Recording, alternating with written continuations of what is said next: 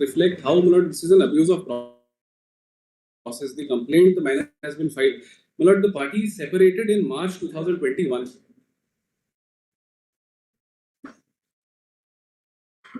If your lordships will have page 23 of the, my lord. No. We appreciate. Please. The only thing.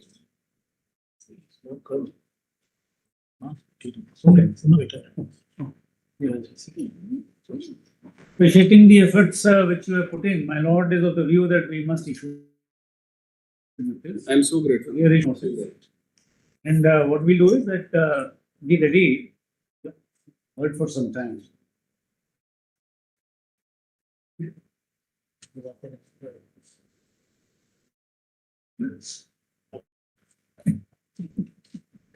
We have heard the matter for some time. No, we have heard the matter at length.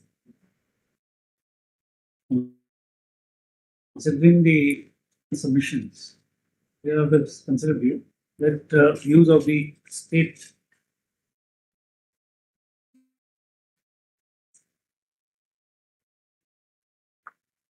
would only facilitate the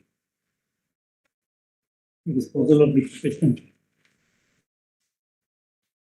considering the issues, efficaciously disposal of the petition, considering the issues raised. As such, we issue notice next week. Okay, that's the standing council. You have notice to Punjab. Punjab council is here, only call him, just call him. Standing council, call him. I will call him, what I have. Call him. Then what we'll do is, we'll accept notice and then we'll keep it next week. Please. Lord, we pass it to give him a. We are passing it. Grateful.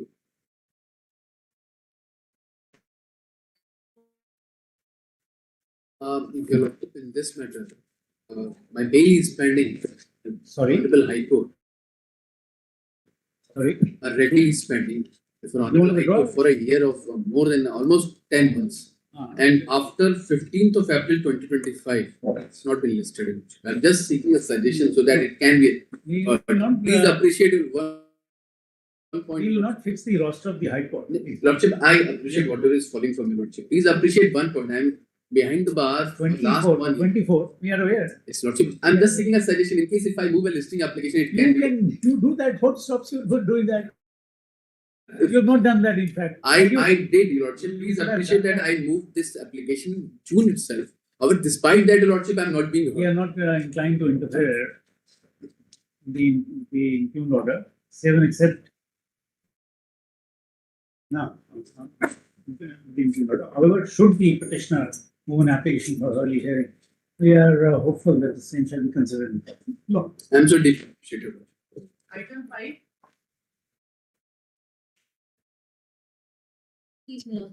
Lord, the petitioner is the agent, my lord. He deposited only the tax receipt. No, you force the documents. My lord, I have annexure P2, my lord. You have forced the documents. How? No, my lord, may The kind. NOC and the RC, and you're into this business of. My lord, Probably you're a kabadi and you refurbish these old vehicles and then sell them as though they are new vehicles. Appreciate me. My lord, I On have a case annexed. of My lord, may kindly see. My lord, case of April, ma'am. may kindly see page 81, my lord. Yes, So sir. I have annexed the additional documents. my lord. Yes. Yes. My lord, we have submitted the documents before RTO, my lord. All the documents, my lord, these are the Whether these are forged or not, Milords, page 86, Milords, all these documents, Milords, they have been duly verified, Milords, till 3rd April, Milords, they approved everything, Milords. April 2025, Milords, if my lords may kindly see, Milords, from 86, Milords, I have procured all the documents under RTI, Milords.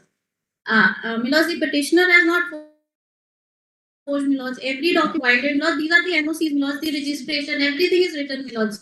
but Manufacturing date from 93, India and Pathankot are nearby. Milords. See, all the vehicles of the army, they are sold in Pathankot. Do you know that? Please, my lords. Oh, the record begins. Thank you. Page 91, my lords. Okay, so wait. My lords, kindly consider one more thing, my lords. In the state, my lords, the What state, we'll do is you surrender and we'll say your bail will be considered expeditiously in accordance with law. in my lords, on page 71, my lords, the state has lied that there are no antecedents of the petitioner, my lords. If my lords may kindly consider, my lords, granting he'll join the investigation, my lords. My lords, Thank you. everything is on, my lords, he deposited on the Item 6. Milords, I'm requesting for When, the when it comes to the defense, you have to be careful. I'm sorry. In item 6, I'm requesting for a Paso? Okay.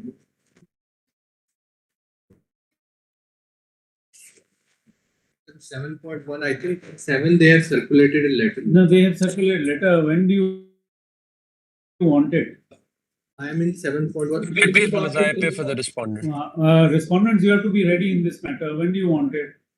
My lords, I am also in 7.1. My lords, any date, any non-miscellaneous day, my lords, because the questions of law which So therefore, we'll have to. Yes, We my had lords. heard the matter for some time. Yes, my lords. Yes, my lords.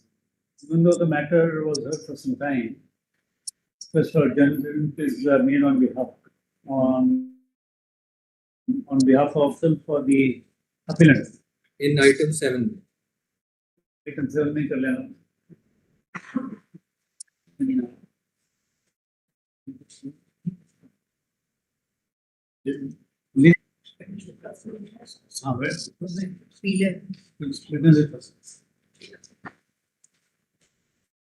My lords, give me a date. We'll give a date. Some date will be there, Wednesday or Thursday.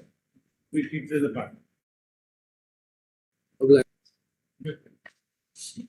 My lords, I'm seeking my lords time indulgence for 1 week time to file a rejoinder, my lords. Rejoinder we filed within a month. No problem. My lords, will happen next Thursday. No problem. Item 5. Please, my lords. My lords, on the basis of a forged power of attorney, my lords, the co-accused, my lords, deposits, takes the amount and deposits in NDTA, my lords, and from there he transfers it to Board of Education, Jabalpur, my lords. At the relevant point, my lords, I was not even the Bishop of Nagpur, my lords. I was in Pune, my lords. I was transferred in 2019 itself, and I came back in 22. Now, my lords, if someone is using an expired power of attorney, my lords, which was given to him and which expired in 2019, my lords, how can I be made liable, my lords? And today, What are the allegations? Have you seen them before? yes, my lords. Yes. 38 and 30. Yes, my lords. It says, my lords, I'm aware, my lords.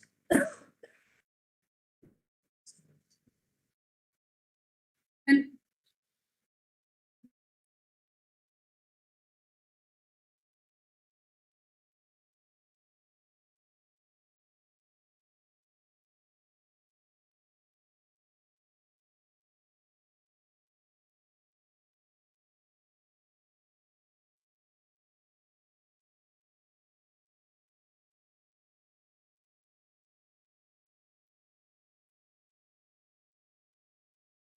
Look at page 38. yes, my lords. My lords, may say kindly see that, my lords. What my lords are reading, my lords. Bishop Pal Bhare was aware of this, my lords. That is the allegation, my lords. I am the bishop, my lords. High Court takes me to be Bishop of Jabalpur, whereas I am Bishop of Nagpur in 2018 when the power attorney was issued. By that virtue of being the Bishop of Nagpur, my lords, I become ex officio.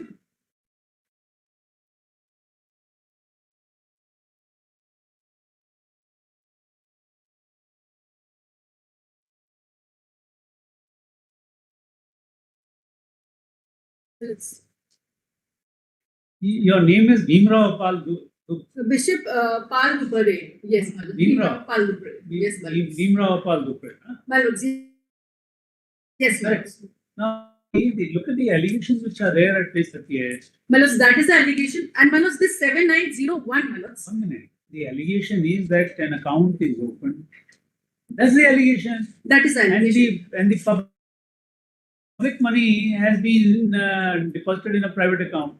My lords, no. My lords, that is what, that is the reason, my lords. I have, in my synopsis, that is what I have said, my lords. This 7901, my lords, I have annexed that, my lords. It is actually the account of NDTA NDTA only, my lords. Correct. My lords, that is NDTA, my lords. So it was deposited in the account of NDTA, but PC Singh transferred this account to Board of Education, Jabalpur, where he was heading the trust, my lords, my lords. That is the allegation, my lords. Kindly see, I have nothing to do with Jabalpur, my lords. I could, in the first paragraph itself says that I am Bishop of Jabalpur, whereas I am not.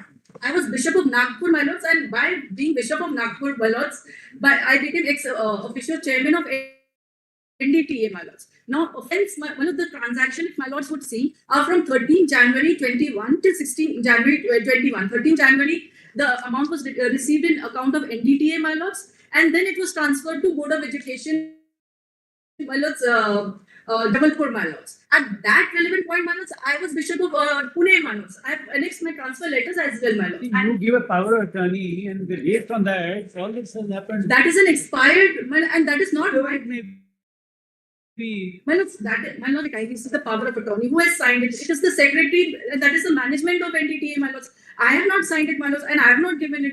If someone is using an expired power of attorney, my All lords, this has to be investigated. my lords may kindly see it. Today, my lords, Should today, you wish to surrender, say. my lords may kindly see. My lords. Yeah, we are- Then my lords, I wish to join the investigation, my lords. Protect me, my lords. I will join tomorrow, my lords. We And know you're a bishop. We know you're a bishop. We know that public money or God's property is involved. Now, whether you are involved or not is something which the investigator would find out. my lords may, And the amount is huge, 2.5. my lords may kindly see one thing. My lords, You select my lords, my God's property and siphon off. once I surrender, my lords, for all my life, I cannot become a bishop, my lords. I'll be suspended immediately, my lords. Secondly, my lords, may kindly see, this is an act of 2021, my lords. At the relevant point, I was not even bishop, my lords, of Nagpur or Jabalpur. I was in Pune, my lords. I had nothing to do with this, my lords. Secondly, my lords,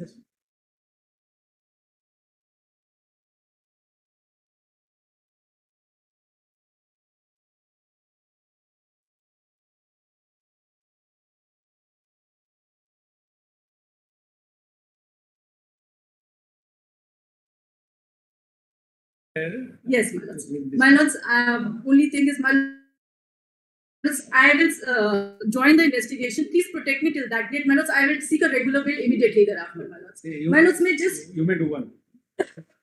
You may surrender within a week or whatever time, and we'll say that your application which has obligations and expeditions my lords, put my lords say on the same day. For the reason, my lords, I will say, would be taken up immediately and decided that in accordance with law. When will you surrender? my lords may give me. No, we are not saying. You must take instruction. Don't make a statement. We'll pass over. Very good. Otherwise, better you let it be dismissed. Otherwise, don't make a statement without. I will come back and take the documents. Well, only thing is, my lords, well, once again, I want to point out, my lords, I am not signatory to that check also, my lords, which was transferred from. And my lords, I'm not even a beneficiary to that account, my lords. It is something, my lords, it is just an allegation which says I'm aware. Go out, take instruction. Password, please. State of Punjab, who's the standing council? State of Punjab? Standing council? Come, we need your, we need your assistance, we are issuing notice, you accept notice. The point is very simple, it's a legal question. We have heard him at length, he's finished his submissions. We want you to make a submissions, come back tomorrow or Monday. Monday. I heard, we order, Monday, accepts notice. Password 6. You take the I'll take the paper book. paper book already. Yes. Made this one. Yes, please. A betterment of suicide, there is no suicide note, there is nothing. Some land is sold, my lords, in November. You are a decorated person. Please see those. Decorated person. I bow down, but please see those. You are a decorated person. I bow down, my lords. I know what is falling from your lords. But that's offences under 294, all We those tell things. you what offences are. 290. Sorry. Please see. In 5 you have been acquitted. 5 you have been, 4 you have been acquitted because they are compromised. I bow down, In my 3 lords. there are pending, and 1 there is a conviction. But in This case, my lords, absolutely in this case, if for abatement is not, your lordships have held abatement to suicide, my lords, for these offences. I'm only praying, my lords, that your lordship may consider not a whisper about which some land is sold by the mother or her, the deceased wife in November. The only thing which is in your favor Lordship, is that in the first FIR, yes. when the suicide had taken I place, they did not mention about it. I- It's the only thing in your I- favor. But you are a decorated person. Lordships may consider it.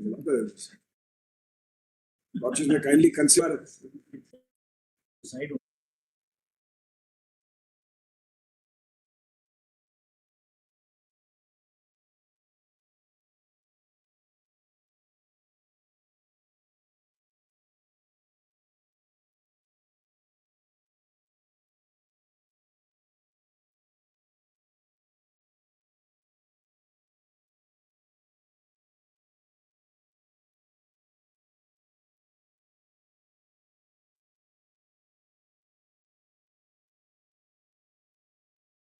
Lordships may consider it, my lords, for. Facts we know. We have No, told I you. know, but then, my lords, what fell from your lordships, my lords, if I am not made, the person had committed suicide by the time the first report had come, and that is under 420, my lords.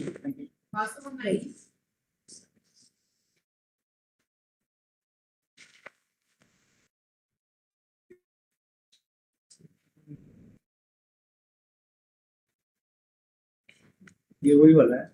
Let her come back when she comes. When she comes back. Item 10. Yes, ma'am. Yes. What do you say? Sorry. Keep it at 11. No problem. Whenever no. Item 10. Your Lordship's leave. Please, when I did the observations yesterday, well, there was one question which my Lord Justice Mishra had asked, that whether there is any enabling notification. Well, I discovered it when I did some work. Under the Minimum Wages Act, Lord, they are competent authority to determine what is called the cost of living index. And that authority, my Lord, is the Labour Bureau. Lordship. That, my Lord, is a notification of 24th October 1940. Thank you. My lords, to summarize where we left off yesterday, first proposition is that the AICPI is an exhaustive sign.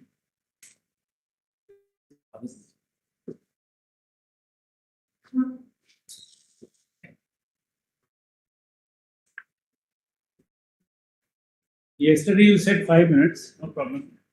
My lords, we went over what everything had, what everyone had said, and there are a few propositions that remain to be made. So, my lords, if I may be allowed a little more, I'd be grateful. We are not. You may take as much time. No difficulty. So but our grateful. endeavor is that we want them to give enough time so that the matter could be completed today. Yes, of course. Then it has to go to the next day. No difficulty. I'm so grateful. But do you have written submissions?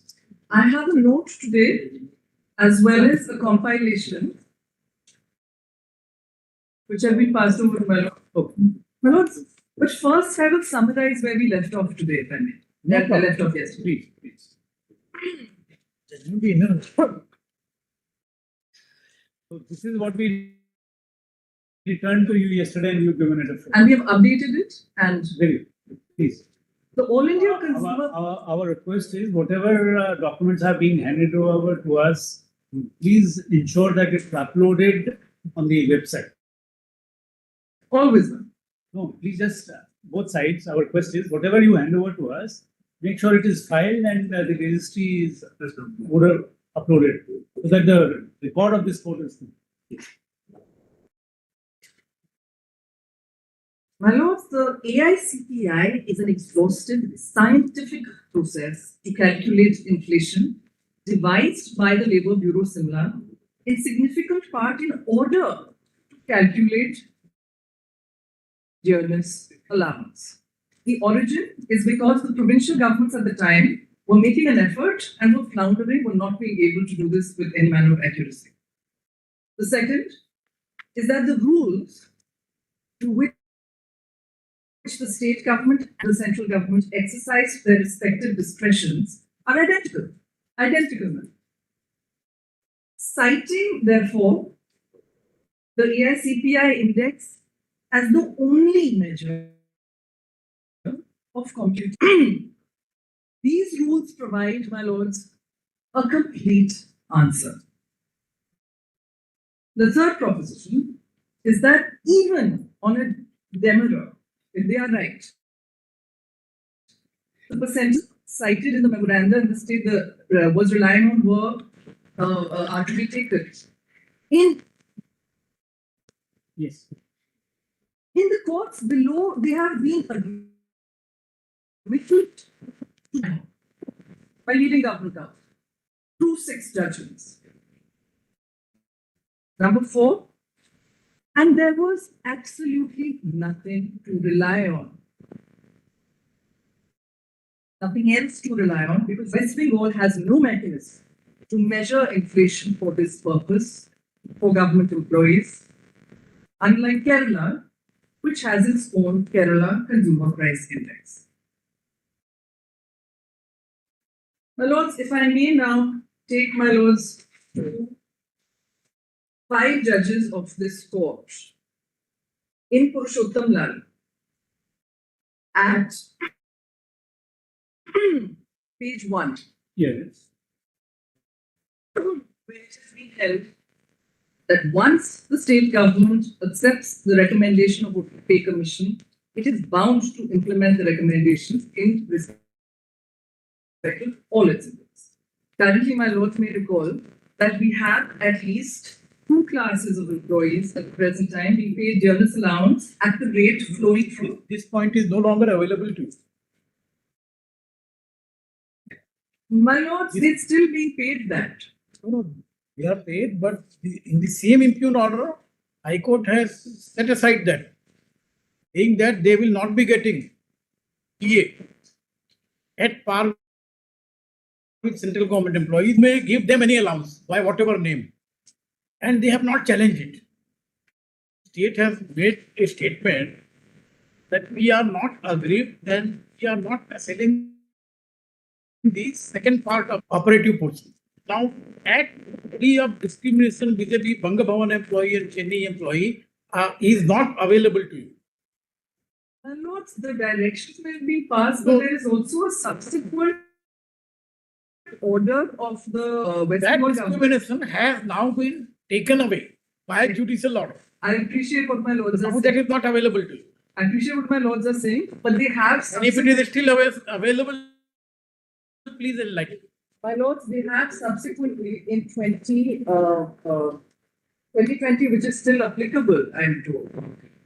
Passed an order saying that they will be. While passing an order in your favor, the High Court has taken away that plea from you. My lords, to be fair, the High Court also A said. very formidable ground has been set at naught by the High Court.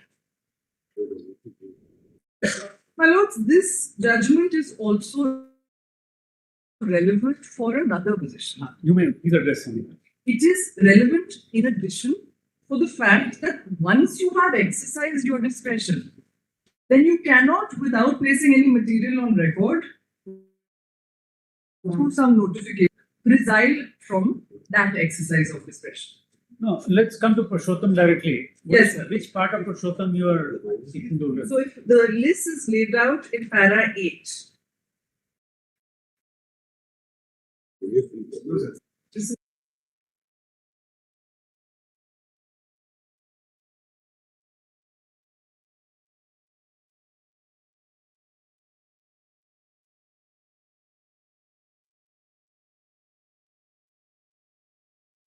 Hello, sir. Yes, yes.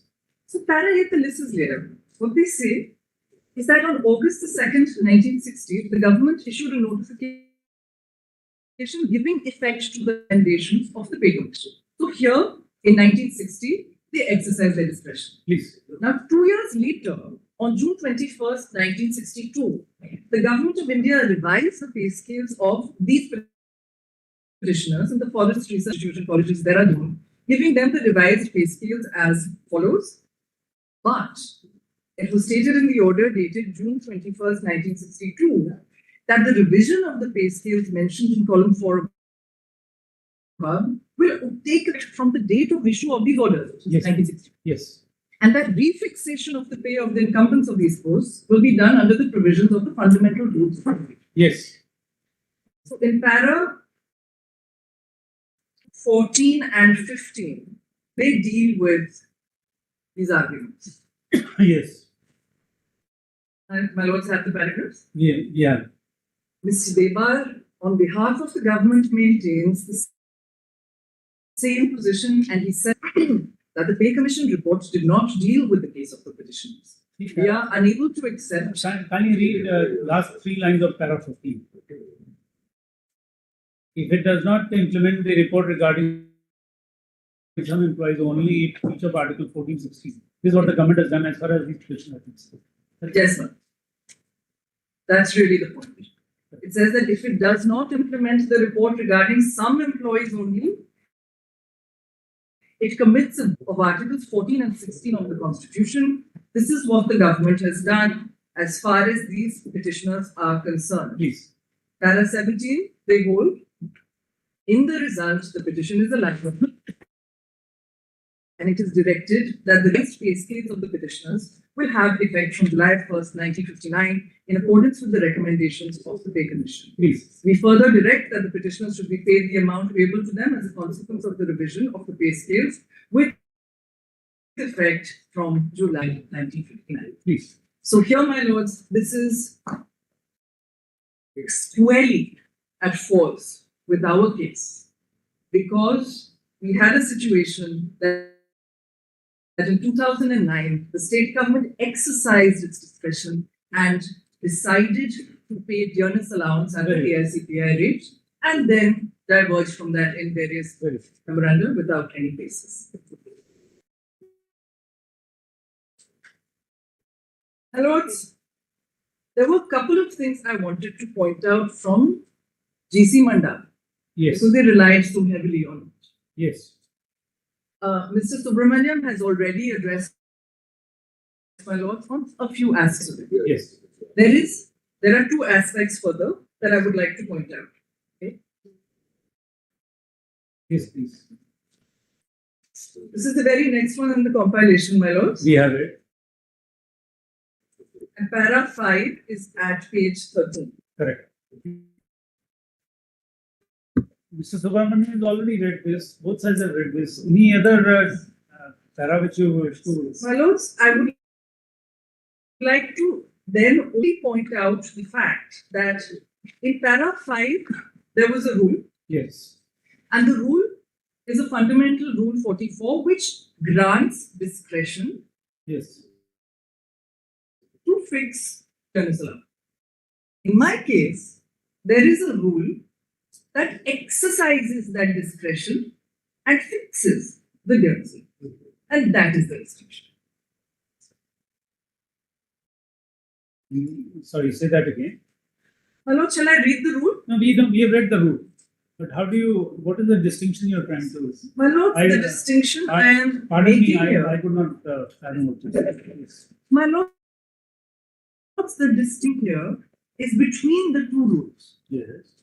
Rule 44, fundamental rule 44 in Mandavar, gives the governor in council discretion. So it says that a local government may grant such allowance Yes.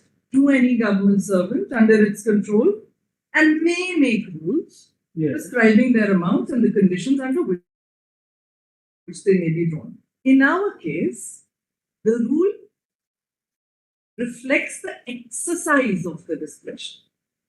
And they say that dearness allowance will be given at this particular rate in this series.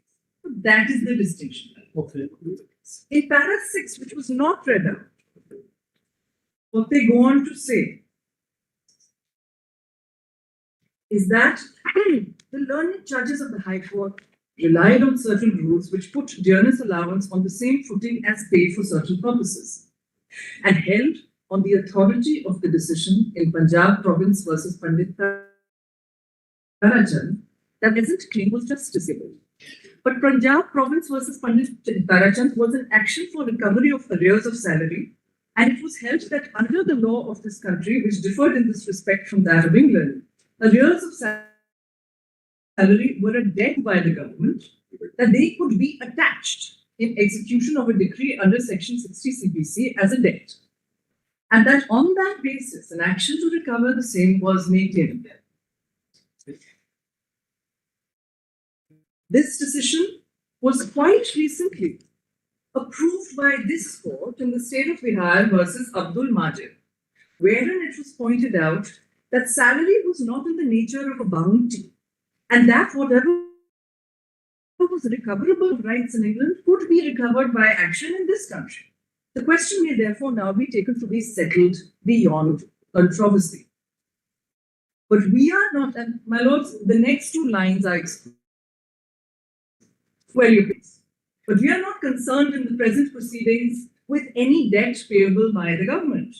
The claim is not to recover arrears of dearness allowance which are accrued due under the rules in force relating thereto. This is what I mean. Okay.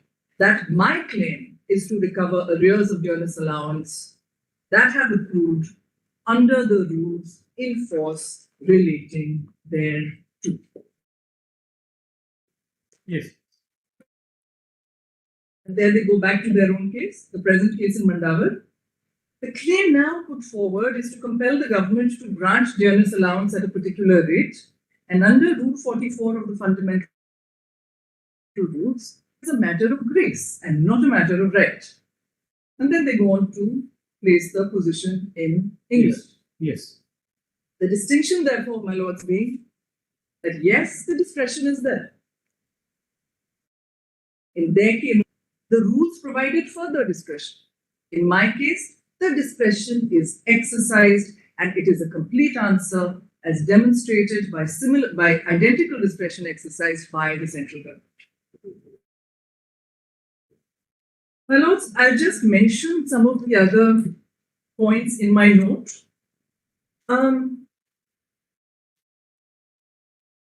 Royapa is, of course, the lodestone with regard to arbitrariness. The fact that equality and arbitrariness are sworn enemies, one belongs to the rule of law in a republic, while the other to the whim and caprice of an absolute monarch. Yes, please.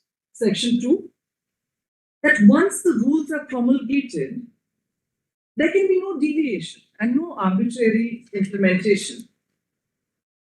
Yes. So this I have dealt with. Yes. Then at point B, at page 6 of my note, Please. that the central government rule is identical to the West Bengal government rule. So if given that we are now on a matter of statutory interpretation, because the rule is the complete answer. Yes. The fact that the central government rule has been interpreted consistently in the way that ROPA should have been interpreted may be reliable.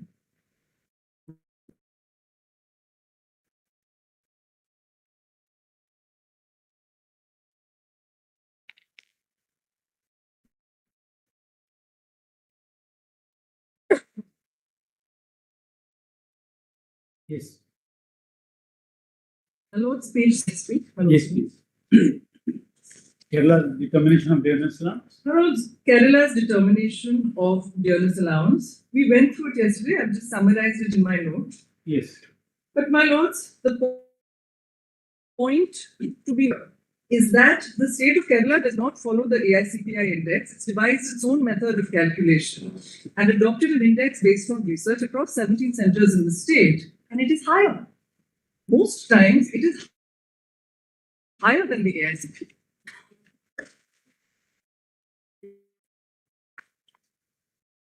Now, if my lords may come to page 8. Yes.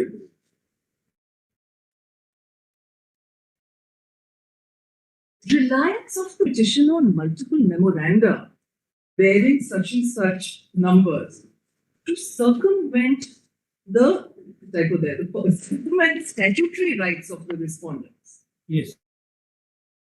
is misplaced. Now, these memorandums are issued prior to ROPA or post ROPA? Subsequent to ROPA. Post. Thank you. Thank you. Proceed. So the memoranda do not conform to the ROPA rules. They place arbitrary percentages and they do not reflect the incorporation of the AICPI 536 in any way. Please. And my lord, Just 1 minute.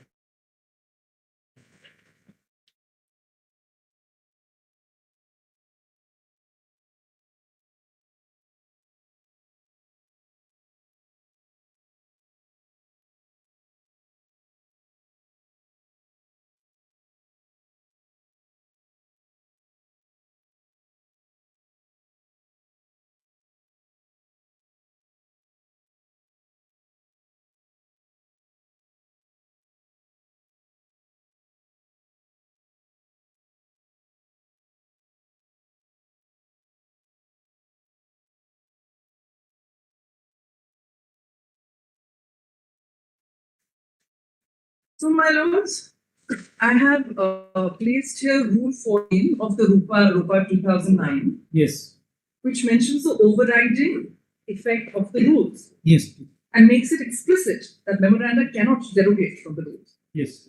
Says the overriding effect of the provision of these rules shall have effect notwithstanding anything to the contrary contained in any other rules, orders, or notifications for the time being in force. And in support of this proposition, you have given Ajay Kumar. This Yes. says that rules cannot do such. Yes. Manoj Kumar is actually fairly deriving from Article 309 of the Constitution. Correct. So I'll just read that paragraph We have out gone from through it. here. Yes. Need to do that. Please. There is also Ashok Ram versus the state of Maharashtra Yes. for the same proposition Yes. on the next page. Please. Roman numeral 3, the AICPI, Yes. we have talked about some of the limited technicalities of it. Once you adopt 536 as a base index, you are referring to that baskets of goods and services Yes.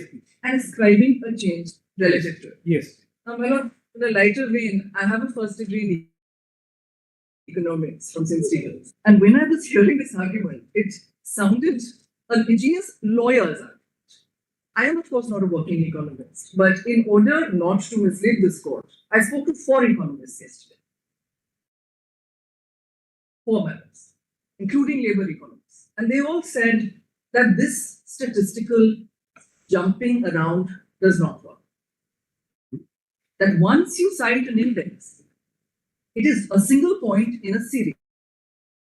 It is an index. In 4 mellows,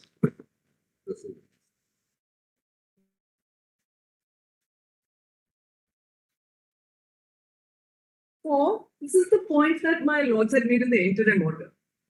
Paucity of funds is not a bad. Amongst others, one similarity you have with Mr. Sybil Stephens. Where is Mr. Sybil? Not here. So I came a few years after. Okay.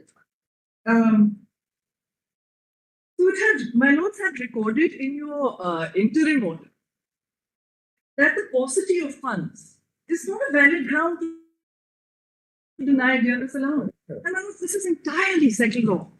We have seen that. We have seen. This is entirely settled law, my lords. There is Haryana state minor irrigation, there's Punjab state cooperative, and there is the state of Andhra Pradesh versus Dinawagi, which What is is not. the ramifications for the rest of the country? I'm just going to come to that, my lords. Please. My notes, on page 11, I have cited Dinawagi because, should my lords find in my favor, then interest, my lords, may be considered a reasonable amount of interest. You will be in your hands. Now, from the beginning, the ramifications of this decision has been weighing with myself. Which is why the question of fundamental rights which we are requesting be explicitly kept open for another day. We've not argued it. We have left. We are not done. So what are we left with? We are left with one rule, one set of rules from one state, and the interpretation thereof. This is something I go through every day. It's also reassuring to us that this rule is identical to the central government rule. Even the state of West Bengal, there are other rules that exist for other employees. What is the point that? So my point, my lords, is that our submissions are centered only around the fact that the state of West Bengal has already applied its mind in these. Point well taken. Yes. Next point is? Well, the next point is the sliding scale is inbuilt in the calculation of DA. And there are a number of cases that speak to this. There's Hindustan Times, there's Kamani Metals, Yes. and there's Bengal Chemicals. Yes. And my lords, if I may, Hindustan Times.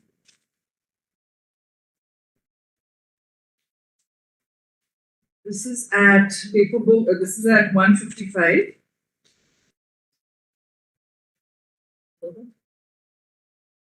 And this is 4 judges, my lords. Yes. My lords, the relevant paragraph is para 13 at 161.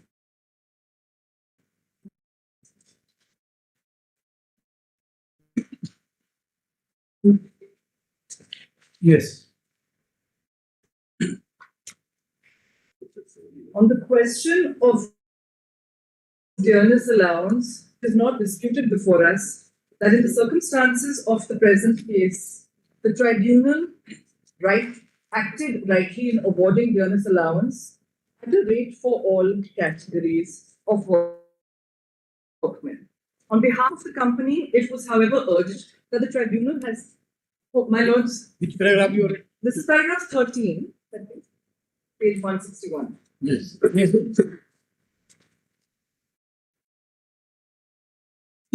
The compilation we just handed over, my lords. Yes, yes. On the question of DNS. Yes. On the question of dearness allowance, it is not disputed before us that in the circumstances of the present case, the tribunal acted rightly in awarding dearness allowance at a rate for all categories of work. On behalf of the company, it was, however, urged that the amount of dearness allowance at rupees 25, obviously mistake, sorry, in fixing the amount of dearness allowance at rupees 25. For fixing the rate at rupees 25, the tribunal had said, in view of the revised scales as laid down, I think the same should further be supplemented in the circumstances stated above by a flat rate of dearness allowance in all cases. This rupees 25 with retrospective effect from the date of reference, so that paid worker will start not less than rupees 75 and be direct accordingly. If my lords may go down a bit, because then there are various arguments that are made. It refers to another Hindustan Motors and then say that the whole purpose of dearness allowance being to neutralize the proportional increase in the cost of living, it should be ordinarily be a sliding scale and provide for an increase of rise in the cost of living and decrease in the fall of the cost. We have read it. My lord, if I may point out the sentence above that as well. Yes, certainly. It is, in our opinion, proper and desirable that the dearness allowance should not remain fixed at this figure, but shown on a sliding scale. In our opinion, proper. Yeah. Yes, please. And then my lords will have noted that what they do is that they interpret it to be a scale and specify what that sliding scale is, which is of course not necessary in my case. Yes. It just goes to show that the West Bengal government will have been mindful of the fact Yes. that courts have 4 judge benches, a number of courts prior have consistently said that it will be a sliding scale when these things have come being challenged. Yes. My lords, I've made reference to Bengal chemicals and Kamani metals. In fact, I had read out Kamani metals and it's quite interesting Yes. because the entire scheme is laid out. It's the last page of the judgment. Yes. And the entire scheme is laid out again and rewritten practically. Yes. Now, my lords, it has been placed before you that the employee's legal right to DA is res judicata. That has already been. And the only thing that I would want to add to that is this, is that that is not before this court. They never challenged it. Correct. And so Therefore- therefore, my lords would need to go to Article 142 to set aside 6 decisions in my favor. My lords, having interacted with some of these people, I must place my appreciation for the fact that while they were losing money and getting poorer, they remained dedicated to their RTIs, to going up the chain in order to bring this to format. My lords, if I may, the first person who called me and I directed him to my friend Mr. Prabhakar, the AOI, he has died. He had liver cancer and he didn't have enough money for good. Very good. I'm so grateful for very patient. Bangabond employees have not prepared any SLP. No, my lords. The 2018, they have not come in SL.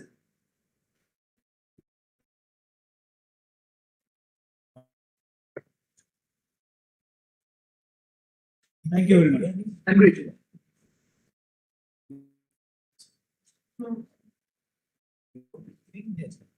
I promised not 4 minutes, I think, because I know the one with the elaborate argument also, and Mr. Simple, I don't want to keep anything, because we've had the pleasure of listening to some great counsel that side, and an exceptional pleasure to hear Mr. Subramani after a long time. So when I came to court, then we used to hear them, Mr. Subramani took a little higher this, but it's actually a real pleasure to listen. I have only 1 or 2 very, very short submissions, because submissions have been made. Milord, the ROPA rules, Milord, according to that, Milord, are a social and visual piece of legislation, Milord. And Milord, dearness allowance is an important component, Milord, of Milord, this social and beneficial legislation. Milord, your Lordship, Milord, have been, Milord, addressed, Milord, as to what is the reason, Milord, as to the concept, Milord, of dearness allowance, Milord. This to, Milord, to meet inflation immediate. So the need, Milord, is, Milord, immediate. That is why, Milord, consumer price index on a yearly basis, which is calculated, but, Milord, it happens every month, Milord. Now, Milord, this, what Mr. Diwan argued was, Milord, there are slight making payments, Milord. For that, Milord, state, Milord, as a role model employer, Milord, in this piece of legislation, Milord, ought not and should not, Milord. Because today, Milord, if a need is there, suppose, Milord, an employee is getting about 10,000 rupees, Milord, and not the prices of petrol, Milord, they increase. So he for his wife, or Milord, the metro railway increases. So the need is so immediate that he, his children, his wife, whoever is traveling, Milord, and for whom, Milord, he has to make a provision only for transport, Milord. Milord, he takes, Milord, a part, Milord, of that salary component, Milord. Milord, if that is delayed, Milord, then, Milord, state, Milord, according to us, Milord, is not, Milord, acting as, Milord, a role model employer. For that purpose, Milord, I'm just handing over one judgment, Milord. And, Milord, the paragraphs are there. Your Lordships can read it, Milord. Give us the citation. Yes, Milord. It is, Milord, 2013 Yes. 2 SCC 516.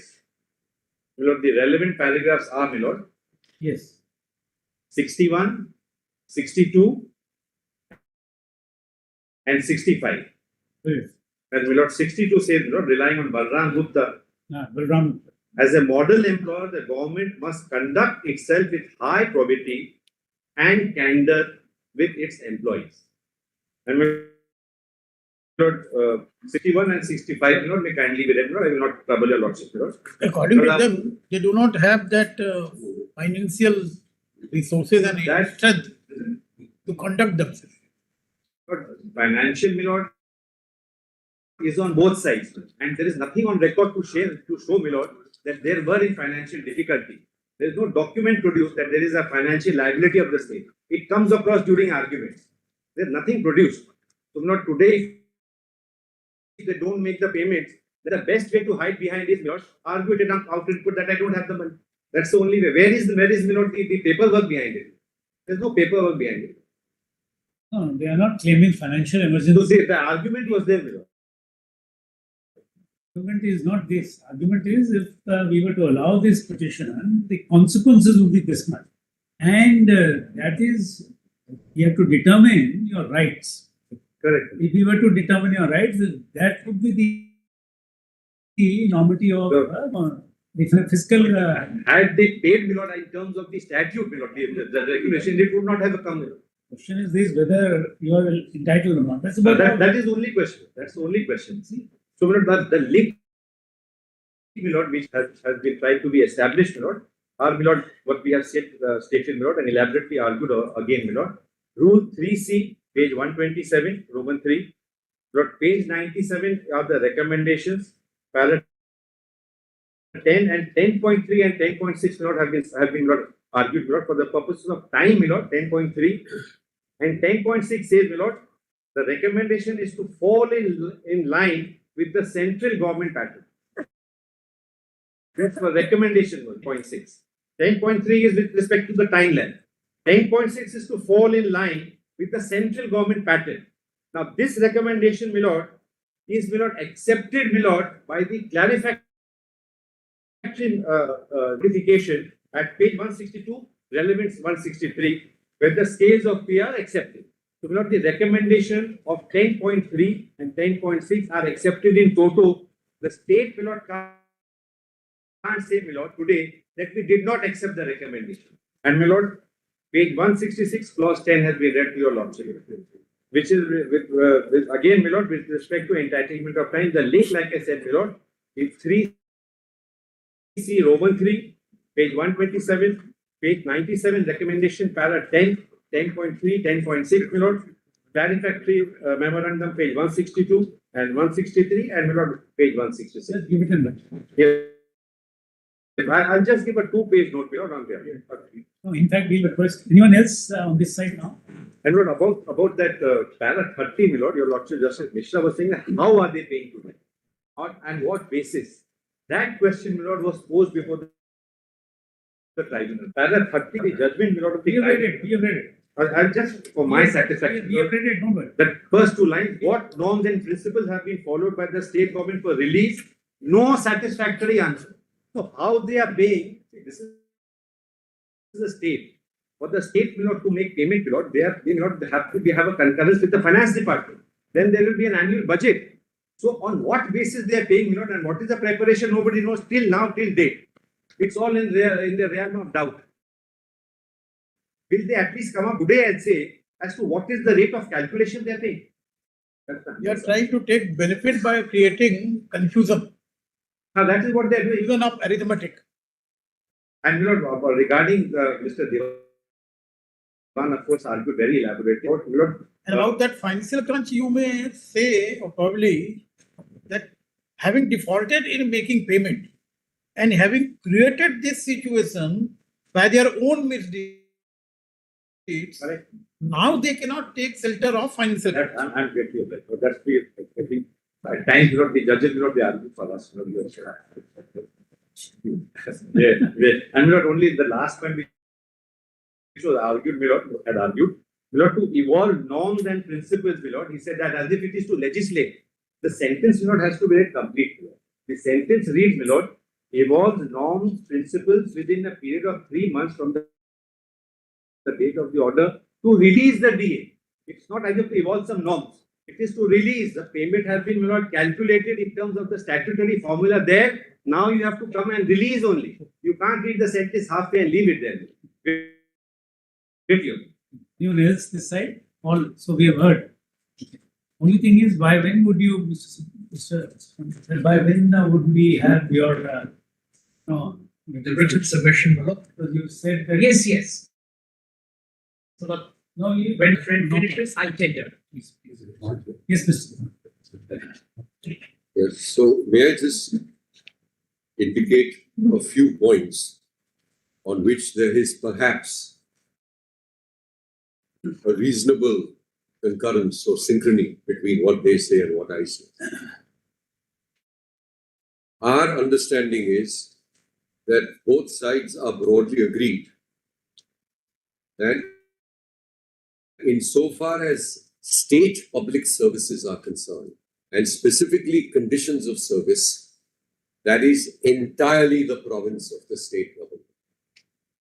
Just as central services are concerned, it's entirely province of the central government. But this is a huge constitutional issue. Let's be very clear, and I didn't follow, anyone suggest otherwise.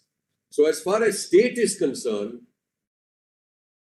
it is the state legislature, and in the absence of the state legislature having rules, the executive power, which is coextensive, which will decide the terms and conditions of service of those who are employed with the state. There's no doubt about it. I don't believe there's any doubt. And I don't think so. They have argued like this also. I agree. So I started by saying, I think that's a common area now, which we both accept. And that is really a fundamental principle, which your lordships will keep in mind. Because what is sought to be eventually done is to import some central government notion into the state when the state is not doing that at all. And we will show you the distinction of the scheme. So that's the first point. Yes.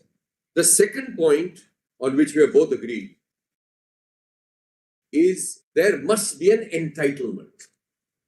They say, and we say, if you locate an entitlement, then a mandamus issues, directions follow as far as dearness allowance is concerned. But if that entitlement, then there's no question, because they also accept that unless they can crystallize the entitlement and where it is located, there is the directions are not quite sustainable. Yeah. The third element on which we agree is that as far as dearness allowance is concerned, broadly and generally, it is intended to keep pace with inflation. Not fully, not 100%, but substantially or part. On that also we are broadly, I think, agreed. The element which was mentioned and which I also wish to emphasize is that in fixing dearness allowance time to time, there is a certain notion of flexibility and, to borrow an expression I think which was used on both sides, a notion of a sliding scale, dynamic element to it. Now the test and the question before this court, according to us, is locating where you will find that dynamic element. The suggestion being made, and I just saw Mr. Subramaniam's note as well, is that the dynamic element is to be found in the rules of 2009. That is where it springs from. That's my entitlement, argument on the other side. That is my entitlement. There is a reference to an index. That reference to the index, an index by itself and by its very notion and by its very nature is dynamic, and therefore read in some element of dynamism in the rules, and that is where my entitlement, full and complete, is. I don't need to look anywhere else. That's also the caption of Mr. Subramaniam's note, which is a very clear note. That, I believe, is the fundamental flaw. I'm just stating my point. When we examine our entitlement, what you will find is that the entitlement eventually stems from two other documents. And I'm going to for you, and I have a note which hopefully will arrive at some point of time. And I'll place that note before you, and I'll take you through that. And there is a distinction which you will notice again between the rules and the scheme as far as the state government is concerned, insofar as the central government. You notice that when we place it. So this whole notion that the whole and soul of the entitlement is to be found in the rules, and it is contained in that 31C3 or whatever, 31C, that according to us is a fundamental error, and we'll try and make that good. Now, I want to just, before we get into that, I just want to indicate a few facts, and then I'll hopefully be able to hand over a note as well. On the factual aspect, I just want to say two, three things. There was a suggestion which was made that between the period 1st of January 2006 till 1st of April 2008, there was no DA. There was a suggestion, or at least that's how I understood it. And therefore, there was a suggestion that the state government was sitting on it or something. That is completely false and incorrect. So just please note, during the period 1st January to 2006 till 1st April 2008, DA was paid. DA did increase. However, it was under ROPA 1998 and not ROPA 2009. So I'll just explain that to you. But just please note that, because I want that impression to be dispelled from the court. During that period, because you remember it says that it will be effective from 1st April. Yes. It's not because there was a hole or a gap when nothing was paid. No, it was paid.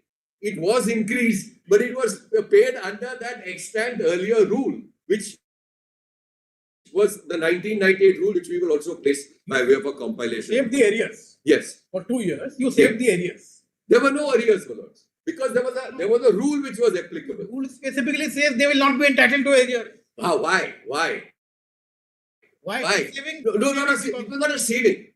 The reason for the rule was that because there was already an extant rule of 1998 under which the DA was being computed and which was being paid. So there was no gap. There was no saving. It was just by an earlier regime which was very much in place and which was very much in force. So this is one element insofar as the background which I wanted to give. Are we ready? Give.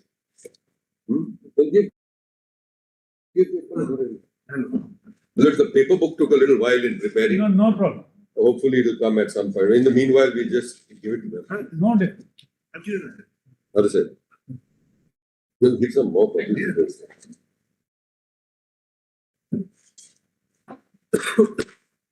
Now I'll go a little slowly, Millard, on this.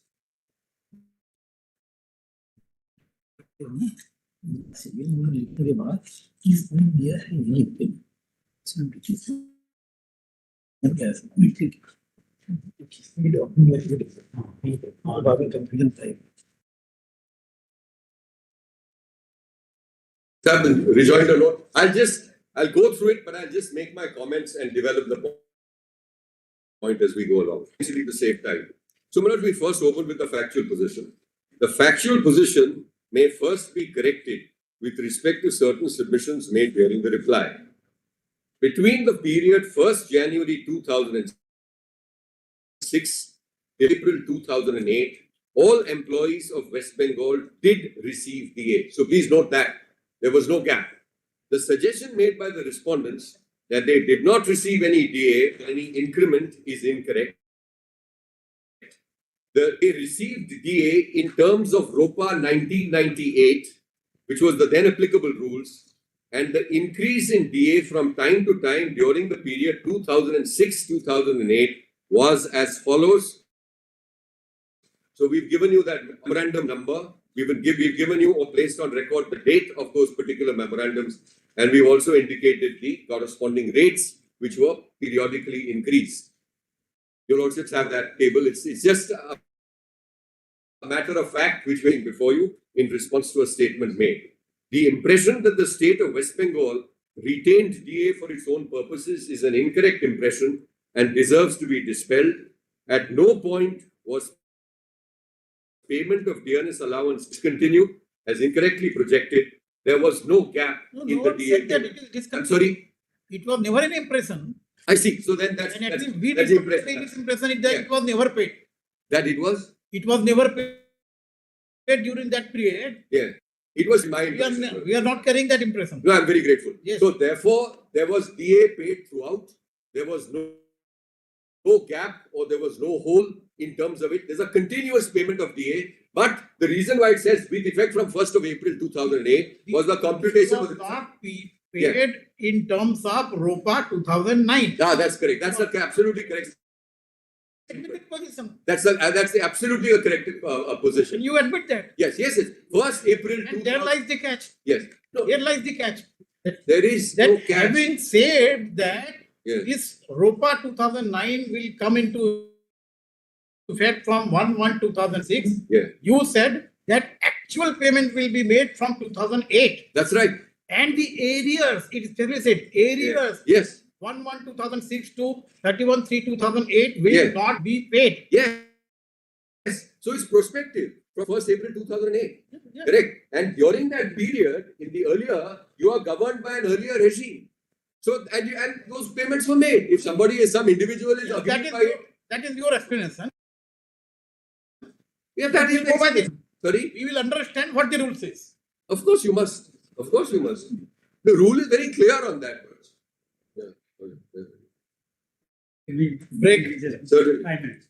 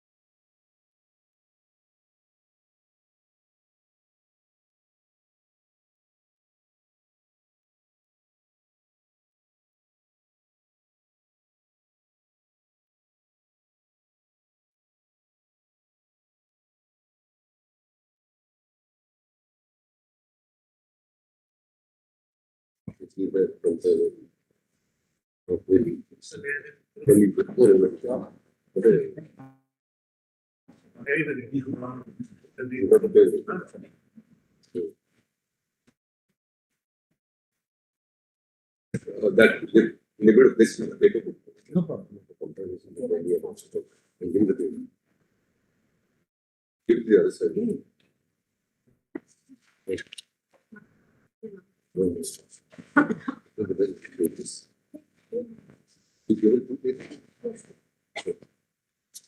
So, your Lordship may just pick up the paper book which you note. Yes. I'll just continue on page 2. Please. I'll read through the subparagraphs on page 2 and then take you to the documents. A correct reading of the memorandum applicable to employees in New Delhi, Your Lordship, Yes. shows that no DA was paid to the employees for the period 1/1/2006 till 1/1/2008 under ROPA 2009. This is seen from the expression actual payment will be from 1/4/2008. The New Delhi memorandum in this regard is identical to the arrangements for employees in the state of West Bengal under Memorandum 1692F. The memorandums in respect of New Delhi and Chennai were issued because of the higher cost of living and inflation in these two centers. These two memorandums applied the rates of the local government where the employees were posted. The West Bengal government considered these small subsets of employees as forming a distinct class because of their geographic location. The notification with respect to Chennai adopted the rate of DA payable by the government of Tamil Nadu to its employees and not the central government rates. The New Delhi memorandum applied to around 34 employees and the Chennai memorandum applied to approximately 35 employees as against nearly 9 lakh employees in West Bengal. The New Delhi and Chennai memorandums were issued in exercise of the discretionary power under para 10 of the Memorandum 1691F dated 23rd February 2009. In any case, these two memorandums were struck down and no parity can be drawn on the basis of these memorandums which struck down and where the judgment was accepted by all concerned. So this is essentially my brief submissions just in respect of the factual aspect. We've given you those memorandums at one place. So, Your Lordship just would like to have a look at those. The Chennai memorandum is also now placed before you. You need not labor on You need not. So, in any case, these were the two subsets. It was perceived as a little this thing, and that's where the matter is. Only one thing, Mr. Yeah, yes, certainly. In your note which you given today, Yes, yes. you referred to on page 1 memorandum issued prior to ROPA. Yes. ROPA 2009. The 1998 ROPA. Correct. Yeah. Now, post 2009 ROPA, what are the memorandums which have been issued? Can you just give us a valuation of that? Yes, post 2009. Correct. Yeah, we've got that and we will give them. Just give that. Yeah, we'll give that. A separate comparison. Yeah. In fact, what we can do is we can return this to you. All right. In this itself, you can. We can add it. All right. Just one. Yeah. Just as page 1 is there. Correct.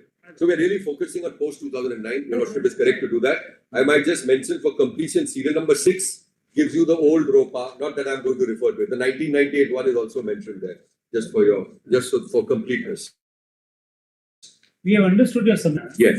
That that gap of 2006 and 2008 was there only because the employees were Governed under the 98 at that point. That is what you said. Yeah, that. What fell from the bench was something else. Yeah. You need not for the timing labor on that. Yeah. I'm grateful. So that's broadly where we are. And I've just explained a little bit in terms of Chennai. Chennai was linked to the Tamil Nadu. We've seen that. Yeah. We've seen that. So that's expressly done. And there were two small sets of employees. That's where we are. Now, my lords, we come to the second, the note 2 onwards, para 2 onwards. Now, may I just pause here for a moment and just explain the situation and then I'll read the note to save time. What your lordships will find is that 3 things happened on the 23rd of February 2009. We have seen that. One Yes, is ROPA, 3 things. 2 memorandum. And the 2 memorandums. We have seen that. The case, as we understand it, of the respondents is the whole and soul of the entitlement is contained in the ROPA, and that's it. And you can derive from it and you can draw from it. Our case is distinct, and we made that in the opening as well. Our case is that when we have existing emoluments, and we've amplified in this law, existing emoluments is really for a purpose, and it's fixed and it's static. I'll explain that purpose. The dynamic element, which must be there for DA, because we are also increasing it from time to time, really comes from the two other memorandums which were issued on the 23rd of February 2009. You'll see that. That is where our dynamic element comes. It's that rate goes up. From time to time, the expression which is used are all in the memorandums. You see that? And those memorandums are also issued, of course, in the name of the governor, etc. And therefore they have. So that is the scheme. So yes, there is a rule framework, but that is not the entitlement. The entitlement for DA at a particular rate comes only on a conjoint reading and specifically under those two. The central scheme which we will see is a little different. What the central government does is that it accepts the pay commission. We don't accept the pay commission for the purposes of DA. We accept it for certain other purposes. We don't accept it for PA. So the central government entitlement, we are talking about the central government entitlement, doesn't come from central government rules alone. It comes from the office memorandum issued by the central government specifying those rates. That is your entitlement. That is what you can enforce. Without that office memorandum, just on the basis of the central government rule or our understanding of the law, there is no defined entitlement. So this is broadly where we are. Now may I just go to the law? Please see. Para 2. It is common ground that no mandamus can be issued unless there is an entitlement in law and a corresponding public duty on the part of the state to meet the entitlement. Now we go to the scheme of the state government. Simply put, according to the petitioner, State of West Bengal, the entitlement for DA is based on a combined reading of three distinct sources taken together. ROPA 2009, only to the extent of generally providing for a framework that recognizes grant of DA in the past and providing a baseline for revised pay structure in Rule 31C3 for the purpose of calculating existing emoluments. This speaks to the past and has no connection to the future. It is static, not dynamic. ROPA 2009 was notified on 23rd February 2009. Then there is the Memorandum 169F of 23rd February 2009 and Memorandum issued by the State of West Bengal 1692F, also dated 23rd February 2009. So these are the three. The statutory framework is through the ROPA rules, but the executive discretion is exercised through the memorandums. The salient features of the three sources are. Now please see the relevance of the ROPA rules. I'll read this, my lords, and then I'll come to the ROPA. ROPA Rule 2009 only provides the statutory framework for revision of, please mark this, pay structure. It does not create any entitlement for payment of any allowance, leave alone dearness allowance. It refers to allowance in the context of revision of pay structure. Rule 31C is a definition that does not create any future obligation or entitlement. For the purpose of defining existing emoluments as on 1st January 2006, it aggregates a fixed sum of existing basic pay plus dearness pay plus dearness allowance. It has no notion of a moving or sliding scale. An illustration of this calculation of existing emoluments is Appendix 1. The expression used at index average 536, 1982 equals 100 is in the context of the definition of existing emoluments. The expression existing emoluments is important only in the context of one-time fixation of initial pay in the revised pay structure under Rule 7, and it is relevant for and used only in two places in the said rule, Note 3 and 6 to Rule 7. Note 3 and 6 will make it clear that the term existing emoluments is relevant for pay protection only. This expression is not relevant at all for calculating future rates of dearness allowance. Yes. Then we go to the relevance of executive memorandums. The executive memorandum 1691 inter alia creates the entitlement for different allowances. Non-practicing allowance, dearness allowance, house rent allowance, medical allowance. These allowances are by their very nature discretionary and dynamic, not static. Unlike the pay structure, which is linked to the post at the service of the employees, the allowances are linked to external factors such as house rents, inflation, medical expenses, none of which relates to the basic service being rendered by the employee. Hence, these allowances necessarily fluctuate from time to time. The notion of DA from time to time comes from, please mark this, this is important, because time to time, that expression you will find expressly, comes from para 10 of Memorandum 1691, F dated 23rd February. This paragraph also references the first of the Finance Department memorandums being 1692, dated 23rd February 2009, fixing rates from time to time.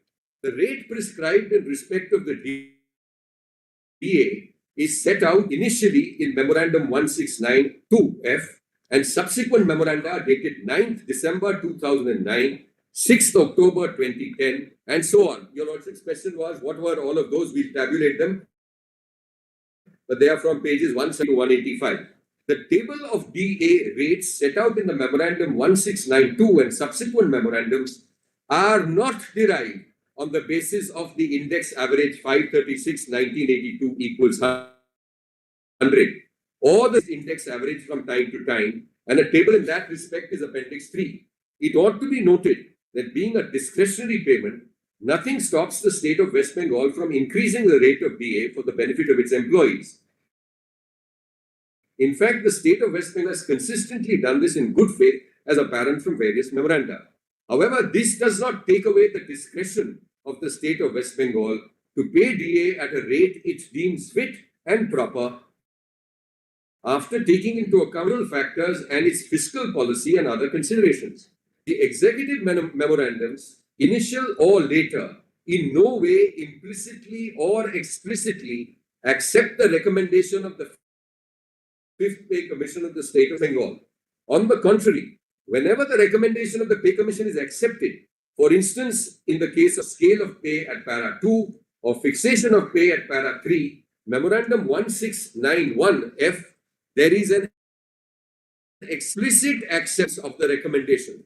Without a conjoint reading, there is no enforceable entitlement. Illustratively, but for the rates prescribed in Memorandum 1692, dated 23rd February 2009, there would not have any specific entitlement of DA at a particular rate commencing from 1st April 2008. The expression used in para 10 of the memorandum, number 1691F, dated dated 23/2009, dearness allowance to which a government employee is entitled to from time to time does not make any reference to a variable index average which varies from time to time.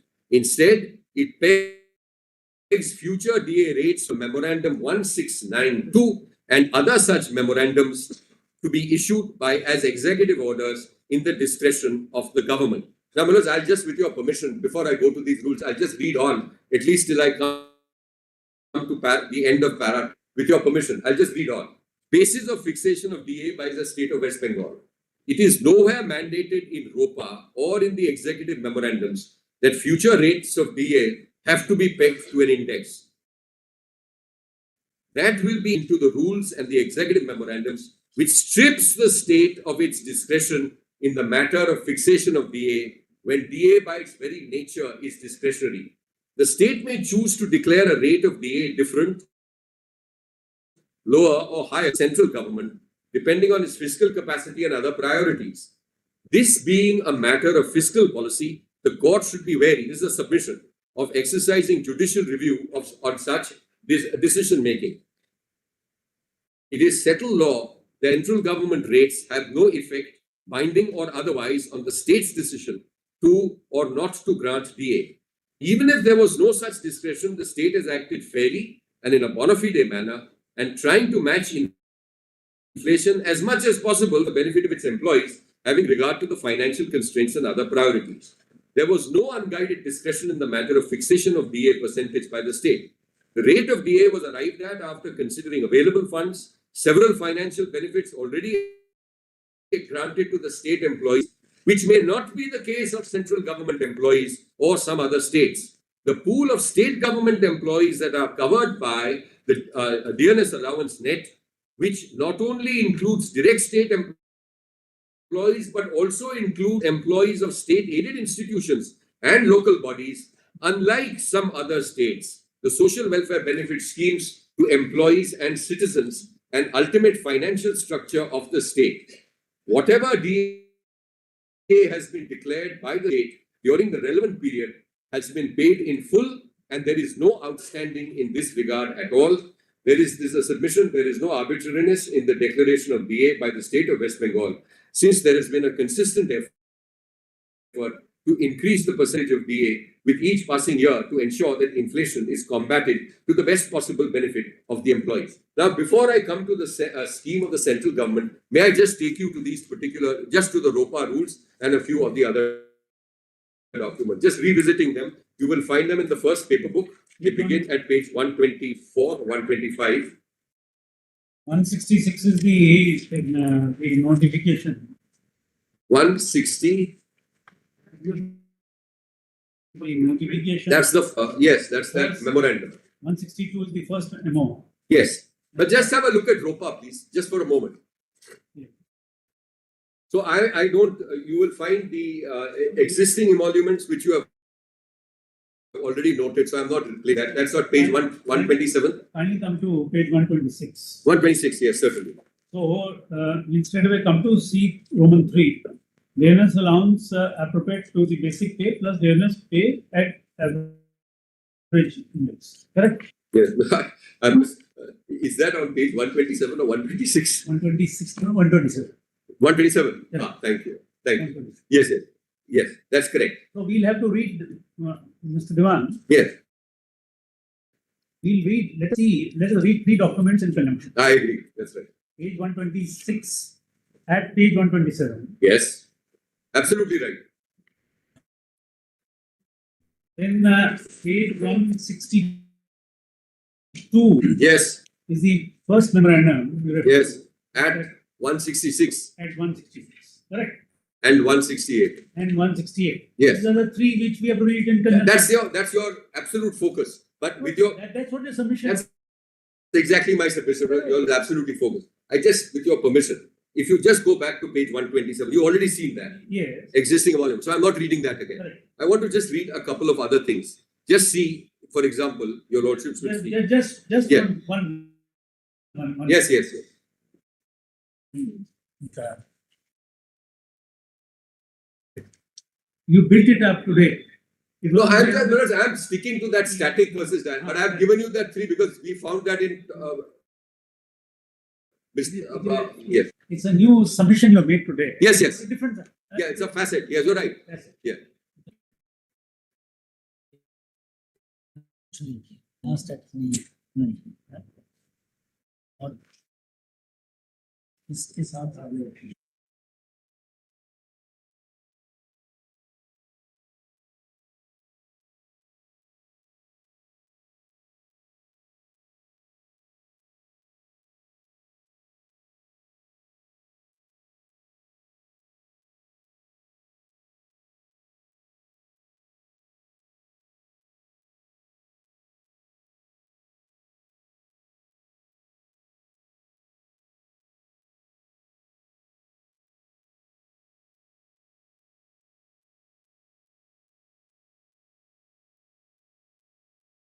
Dynamic, partly static.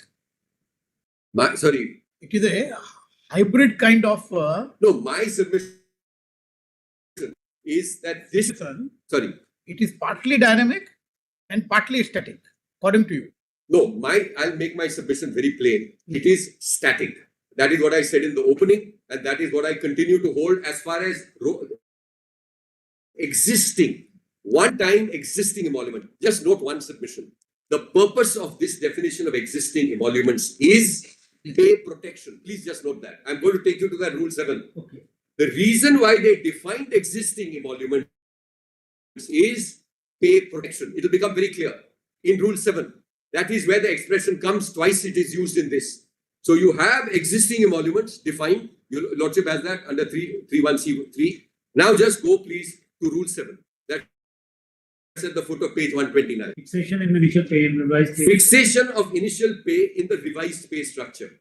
Now, when you go here, if you go to page 130A, in case of all employees, your Lordship has that? Yeah. In case of all employees, Roman 1, the pay in the band of a government employee who continued in service after 31st December 2005 shall be determined notionally as on 1st January 2006 by way of multiplying the existing base by a factor of 1.86 and rounding off the relevant figure in a multiple of 10. So this was the pay structure which is being changed. Now, they put in an explanation by way of note 3. That's very important, note 3. At the foot of 130. Where the amount of existing emoluments exceeds the revised emoluments in respect of government employee, the difference shall be allowed as personal pay to be absorbed in future increases of pay. So this is pay protection. Why is the expression existing emolument? See, it was defined earlier and it is now being used in note 3. It is being used in the context of a static calculation you make for pay protection.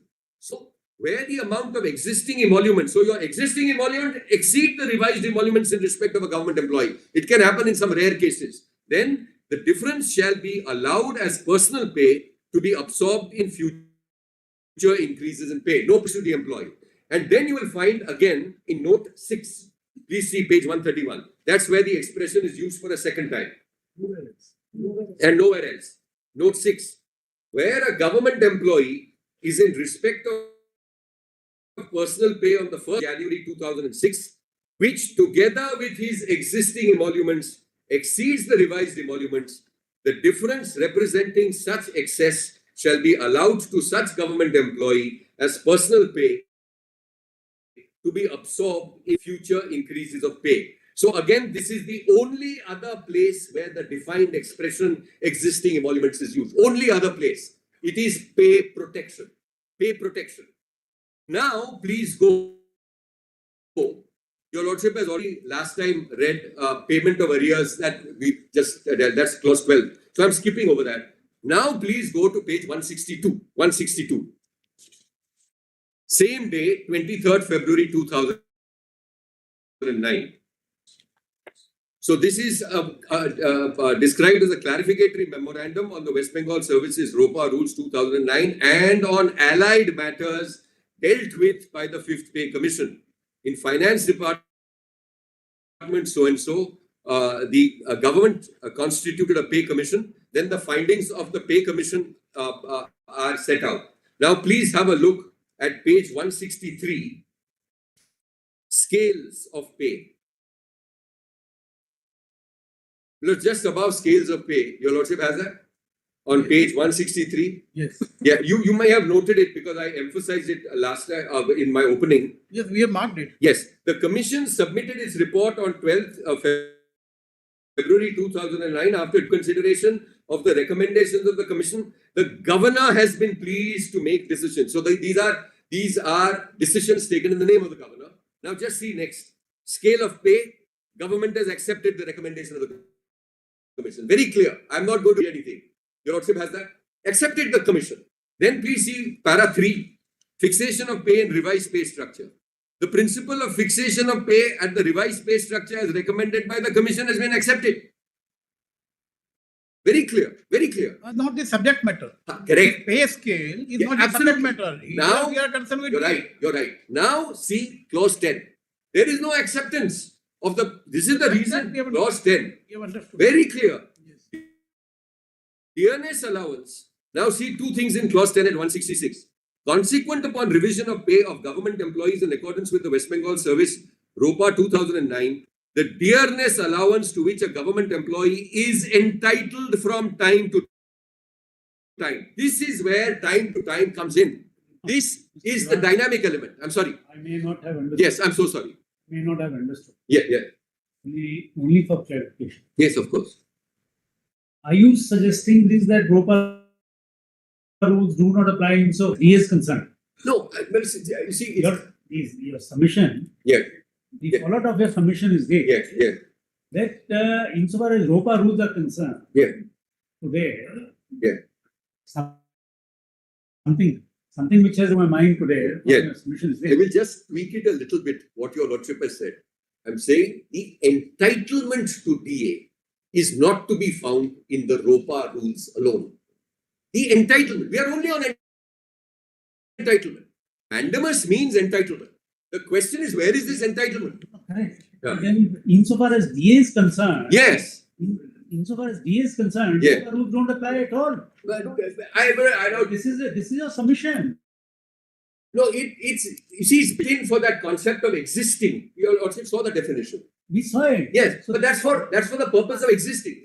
I think what the court is correct in saying that insofar as future DA increases are concerned, the ROPA rules may not be relevant. No. Sorry. That's not what your submission is. My submission, we've Your tried. Yes. Submission. Yeah. Let's be very clear about Yes. it. Yes. I agree. I should be very clear about Yes, it. absolutely. Because let us Yeah. understand it. Yeah. You said that definition of existing emoluments is only for the purposes of Rule 9 and Rule 10. Rule 7 was. Rule 7, sorry. Rule 7. If that is so, Yeah. then we ask ourselves, Yes. which is that provision Yes. either in ROPA Yes. or somewhere else which deals with the rights of the employees of DA? Yes. So your Lordship will see that. Yes. I hope the doubt which has arisen in my mind is Yeah. consequent to your is this. Yeah. If ROPA, if 3 applies only clause 7, Yes. Rule 7, Yes. then which is that rule which applies for DA? No, it's para 10, my lords. Para 10, At page 166. we have seen para 10. That's where it comes. That's the entitlement. That's the foundation of the entitlement. So therefore, Yeah. Yeah. entitlement also emanates from the MO, not from the ROPA. So can I just answer that? Can I answer that? Your son. Yeah. I appreciate, Manoj. It's quite right. Just one. Yes. I'm right, sir. I've understood. Without doubt, yeah. I've understood what you have understood. Yes, sorry. Yes, please. No, I think your Lordship is correct. Your submission today, it's a doubt in my mind Yes. that if ROPA doesn't apply for the insofar as the entitlement is concerned and the right is concerned for DA, then which provision applies? Correct. According to 166, page 1. Yes, MO. absolutely. Right. Yeah, but read with 62. Look at page 162. Correct. So that opening thing is very important, Manoj. No, but then the MO applies, not the ROPA. Simple. Correct. Yeah, absolutely right. For entitlement, because we are only looking at entitlement. Merely on ROPA, you cannot come with an entire claim on entitlement. It must be, according to us, be read with the memorandum and read with the memoranda referred to in para 10. That is your entitlement. If there is, that is how it is. If Yes. this argument is accepted, Yeah. then for the first time, 162 Yes. makes entitlement for dearness allowance. Yes. Yes. And 126 page doesn't give any entitlement. Yes, it doesn't. Absolutely right. But Entitlement. 162 is only a clarification. No, it's both. Of- Just see. No. And on allied matters. It is neither an executive instructions because rules have already occupied the field. No, it's not. The rules don't apply. That's what I'm saying. So many allowances only provided over here. Just see. They are not mentioned in the rules at all. Just go to page This has to be 165. read standalone. Sorry. This has to be read standalone No, I'm not saying. without reference to 126 rules. No, you can't. I don't think that's correct. The moment I don't believe that's correct. The moment you go back to the rule Yeah. to seek the trace of the origin of the entitlement of this dearness allowance, Yes. then you have to say Yeah. that it flows from the rules. So can I just answer? Not for the first time under this memo. No. So may I just? I'll just try and directly answer. Yes, that. sir. Yeah. Sorry. I'm sorry. No. Please. without intending to distract the thought. No, no, not at The all. whole case before CAT, first in the High Court, before the CAT, first round in CAT, before the High Court, second round in CAT, and second round in the High Court, and even here till today, is that ROPA applies. No, I'm not. Can I just first? The first round in the first round which took place, there is no reference, as I recall, to Rule 3.1 at all. So, but just so let me just now try and respond to the thing. Just keep two things in mind. I am referring to page E of note 4, and then I'll just answer the questions which have been put to me. Yes. The page 4, internal page 4, clause E. The term exists in the emoluments used in. Do you have the executive memorandum 1691? We have it. No, I'm sorry, the reference in my note. The note I was currently reading. We have. Yes, you're not aware of that. Page 4. Yes. The executive memorandum creates the entitlement for different allowances. Your Lordship has that? Non-practicing allowance, dearness allowance, house rent allowance, medical allowance. Correct. These are all to be found. The entitlement is all embedded in this particular memorandum. You will not find a reference to this house rent allowance and medical allowance in, but I am not for a moment canvassing that there is no entitlement to it. It is very much part, because it is part of the memorandum. So what you have is, and this is what I am suggesting to the court, is that you ought to read, it's up to the court eventually, to read all together. There is a notion of DA, dearness allowance for sure, in the ROPA, but not the entitlement to future. Not the entitlement for future dynamic time-to-time revisions. That expression DA has been used for a particular purpose. It's to fix existing emoluments, and the eventual reason for that is pay protection. Okay. No, Sorry. Yes, of course. Page 166. Yeah, let's go there, my lord. Straight away. When you say time to time, Yes. what is the basis for you to determine that? Yes, because the whole purpose and object. We are only asking ourselves. No, I'll answer that straight away. Please tell us. Yes. With the government, you have to see the file. Yeah. What was the basis for the government to fix the X rate, Y rate, A rate, B rate? Yeah. So that if necessary, we'll do. But I just we've taken instructions on that. So what happens is that the government has to make an evaluation as to whether there is an inflationary impact, because we are now on DA. Correct. If once they are satisfied that there is an inflationary impact, which they can do, as your lordships have said, there may be a state index, there may not be a state index, there may be a central index, there may be other factors. So they draw in those inputs. After they draw in those inputs, they have to look at other budgetary priorities, etc. Which is that factor? You have to tell us, because as was in the morning only, they read para 10, para 30, the tribunal's order, the High Court order, to say that you did not come forward to bring or place on record. What was that basis? In fact, I think that is what. But it's from time to time. You're right. So it's not. But you see, so as there are two, three elements, I have of course tried to capture that in my note in para 9. If your lordship was in the note. But essentially, what the court is looking at, what the government is looking at, it examines the issue because it has flexibility in these matters, which are fiscal matters. It has to be something patently arbitrary. I can understand that if the prices are going up and the DA is being reduced or something of that sort. We are hiking the DA from time to time. Now you have to give, I would respectfully submit, usually the court is generous and gives a little room to the state in these kind of areas. Yeah, ought to be. I put it no higher than that. Now, in that backdrop and in that understanding, if you are satisfied, as I believe we hope to persuade you, that throughout the period the scale has gone up. You remember from the tribunal's order itself, which I placed, they had that table over there. And they showed you as to how it had increased from time to time. Now, in a situation such as that, I believe it fulfills the requirements under the of revisiting. I think there's an obligation on the state government to revisit the facts and circumstances, because everybody is agreed that the purpose of DA is to some extent, or to the extent possible, take care of inflation, and that's the purpose. So the state government obviously has the welfare of its employees. They're the ones who really keep the whole show and the machine going. So I mean, it's a very, very important consideration. So you look at it. Now, is there a mathematical exactitude? Is it required by law? I believe it's required by law. The laws will say don't act. You may have multiple yardsticks.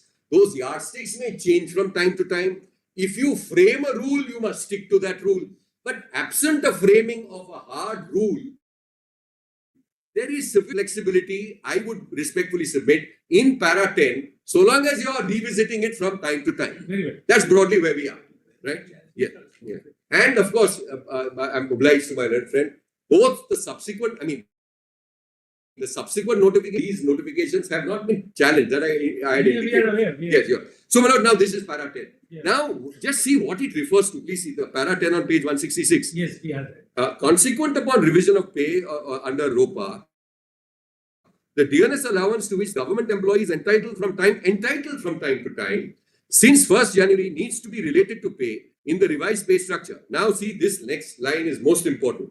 Necessary government order in this regard, which is in regard to the entitlement, has issued on 23rd February 2009. So now you have a crystallized entitlement at page 168. That's your entitlement. That is enforceable.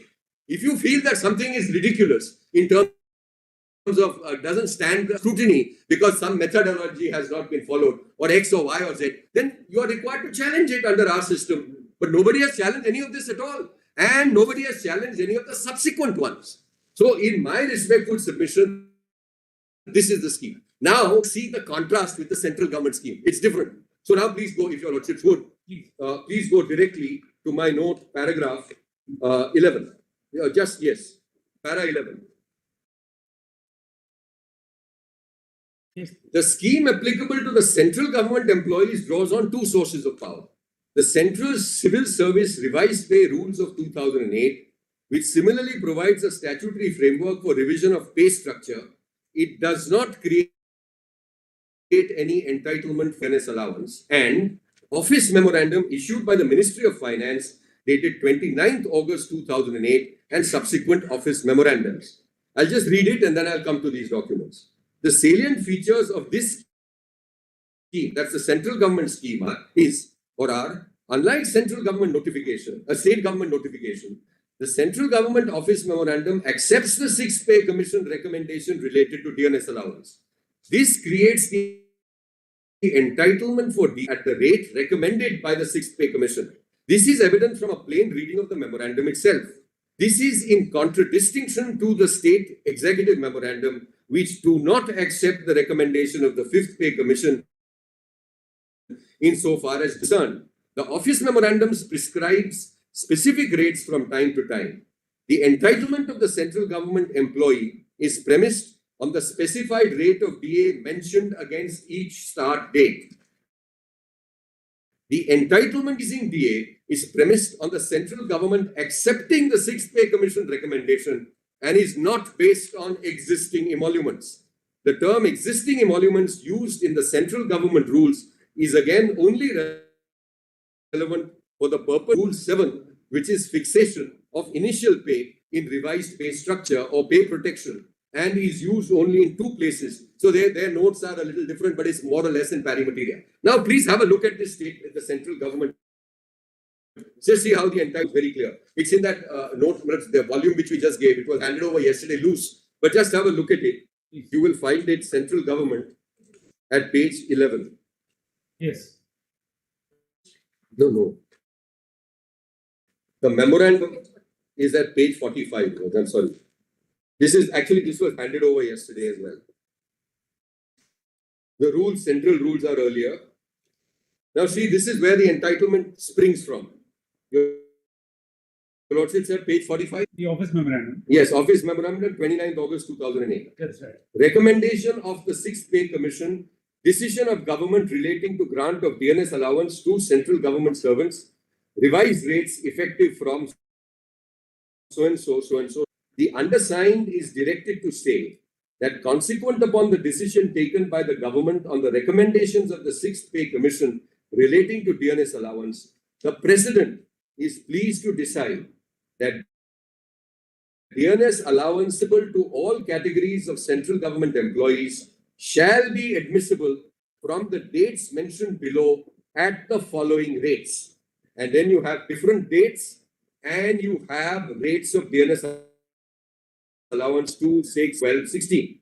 And then of course it goes on to say that the payment of dearness allowance under these orders from dates indicated above shall be made after adjusting the installments of dearness allowance already sanctioned and paid to central government employees. And then there are further details, the basic pay, etc., dearness allowance to continue. So this is a two-pronged scheme, really, because they are accepting the commission. So they don't have an equivalent to para 10. They don't have an equivalent. Why? Because they have accepted the scheme right away. The moment they accept the scheme, there is an entitlement for central government employees. And it is crystallized. Now, this is very important. It is crystallized in the figures the central government gives. Now, there may be some computation basis for this figure, but they don't, that's not the entitlement, it's not how you calculated it. Your entitlement is what is set out in black and white in the notification of the government office memorandum. Yes. So it's 2%, 6%, 9%, 12% from those applicable dates. Yes. That's your entitlement. So in my respectful submissions, it's probably not quite right to use that expression, how to skin a cat, or there's more ways than one to skin a cat. That was the old expression. The more ways than one to do or get a fair and just solution. And the central government has its method of doing it. We have ours. Ours are not palpably arbitrary. They are reasonable, etc. And keeping that overarching point in mind, namely that states have full independence and within their province. I believe your lordships may consider that. Thank you very much. Yeah, I'll just take 15 minutes in all of it. No problem. No problem. Yes. What I've done is One, Mr. Smith.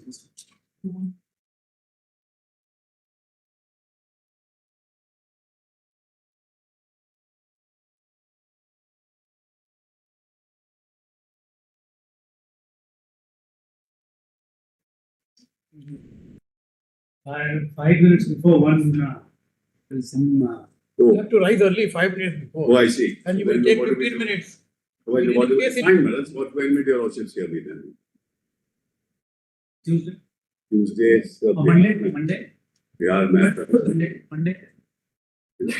Monday afternoon.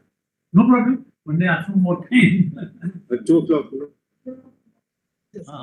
By which time your lordships will have No problem. On Tuesday.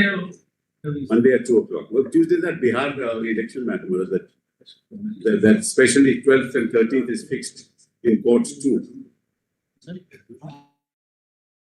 Wednesday. That's Tuesday, Wednesday. 12th, 13th is fixed there. Oh, it may. Then 14th is I can do it on 14th if you're watching. Oh my God, it's tomorrow? Tomorrow, man? Tomorrow is what? See, Monday at 2 if Mr. Sipal is one minute, Miss. Yes, 1 minute. We understand the anxiety of 9 lakh people on this side. But it is not that, it's not a vending machine where you put in a coin and product will come. No, I'm not on that vending. I never said 1 minute, after all, Mr. Sipal has to make, and we have to ponder over it. We don't know what Yes, to do. I was only So requesting Mr. we Sipal. take time to even. No, we are in no hurry, my lord. I'm only requesting Mr. Sipal for Monday. I'm not on convenience, that's all. I'm ready.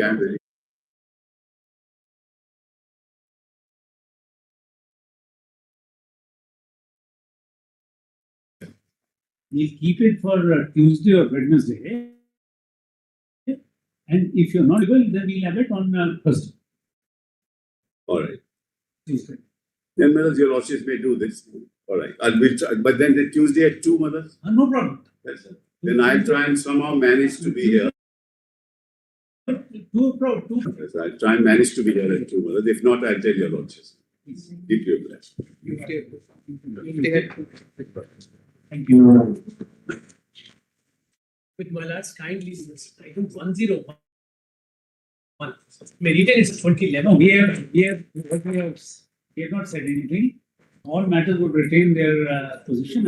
But just item 105, I would like to mention. Yes, not in this matter, your lordship had fixed it. by others were not firstly made. It will retain its position. And all matters, we are not giving any dates, except for that they'll be taken over, passed over for the next week.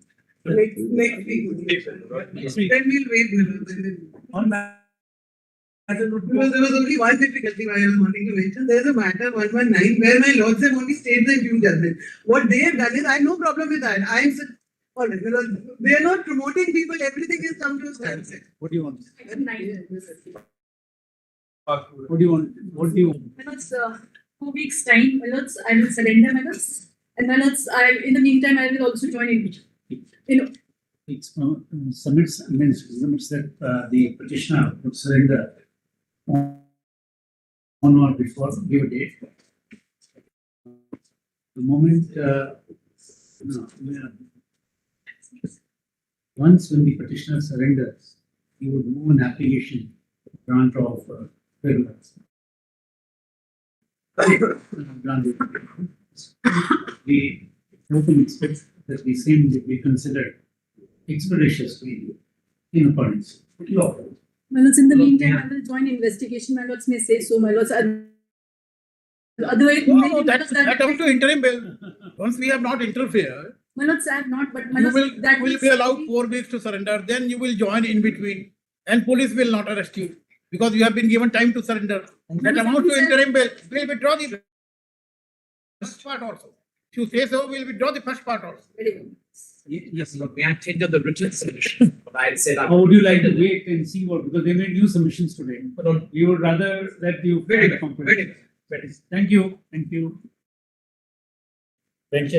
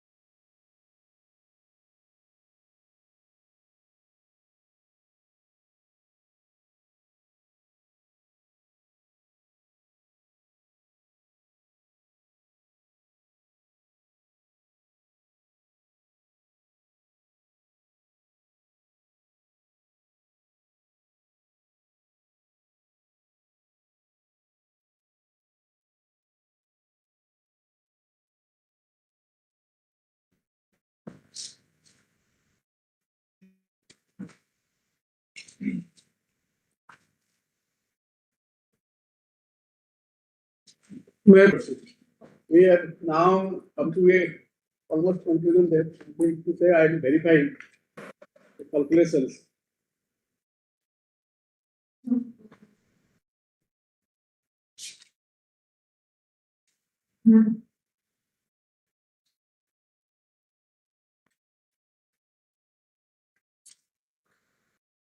As of now, if it is calculated at par, because the Vrindavan Das, to whom is somewhere, as a he promoted and he was reverted back to his original position, then he promoted again. So we take whatever payment is made to Vrindavan Das, according to that, whatever is supposed to be paid to him at par. So 3,22,005. My running friend had some objection.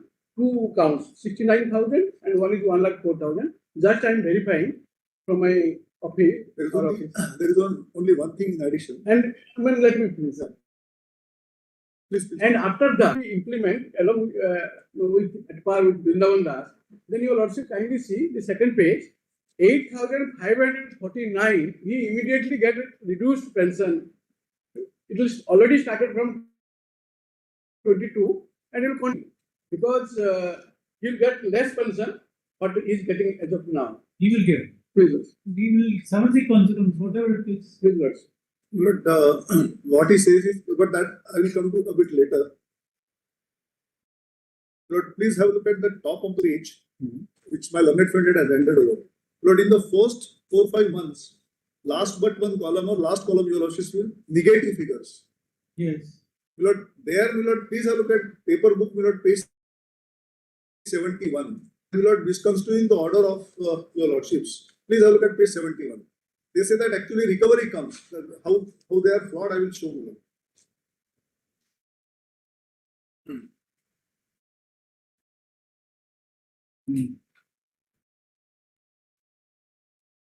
71 about 6-7 lines from the bottom. Said benefit, your lordship got that? Which has been given to respondent number 1 and Vrindavan Das is by virtue of their holding the post at the time of creation of so and so. We do not find any basis for treating respondent number 1 differently. Now please have a look at page 96. Yes. I am on the left side. My service started in the government on 4/6/10/48. And this Vrindavan Das started in 56. One minute. I'm so sorry. Yes. My service started in 48, his service started in 56. Because Vrindavan Das in that promotional post is getting so and so, you will also get same thing. Idea is to give me promotional post. Pay fixation is from years of service. They will not therefore want to make it negative for those initial years. One thing. Right. They can't do that. I thought, what happened? Vrindavan Das, much senior, he joined the Paradip port much 2 years earlier comparison to the petitioner. And he got the superintendent post after order of this Honorable High Court of Odisha. And he was 2 years senior from Ushgespati. So that pay fixation when he joined, only thing is that when he joined, he was junior. That your lordship, I have filed in the counter affidavit. Only thing is 270 rupees the pay fixation that has to be. There is an MD, who's the MD will call it. We left with not. You can't, the page 71 is very clear. That whatever is given to Vrindavan, that we are giving it. You can't, in the chart you can make it. No, he's asking something more.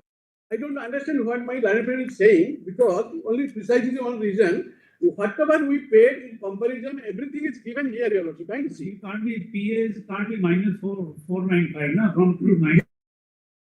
He was 477. That 3 accounts. Minus, that makes not more than 2,000, 3,000. Whatever it is. So that will add back. That is not issue. It is not a. That will not. And other thing what my learned friend himself has said, figures which are missed in their computation. At the bottom of the page near this square, my lord, 69,930 and 1,585 Next page, 1,04,000. That has to be, according to them, that has to be added back to the last column. Yes. So now, if you were to we add this, what is we paid? So that amount comes to 4,96,715. Total. Yes. Plus that negative effect has to be done away with. What would that be? 8,75,221. No, that is coming already. That negative factors. That not more than 2,000 rupees. No, I know, but other things. Sir, you just give it. Yes. And well, I don't know what this is. They say after 2022, your pension will get reduced. No, that is something unknown. My lord, and for officers, after every 10 years there is pay revision. For class 3 and class 4, every 5 years there is a pay revision. We have seen the charts. We have seen the charts handed over, charts of calculation handed over, both by the and Sapana.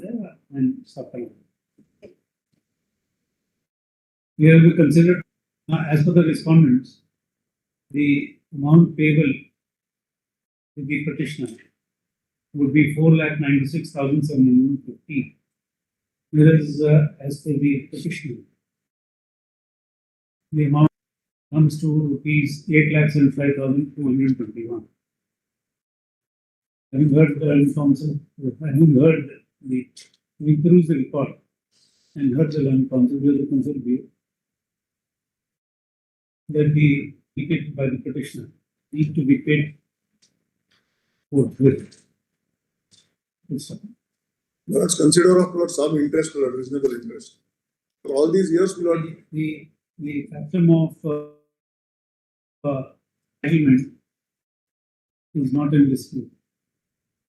As such, we direct the respondents to forthwith and not to positively pay some of these 8,221 to the petitioner within a period of 2 weeks from today. Needless to add, the petitioner would continue to be pension at the rate at which he is in paid as well.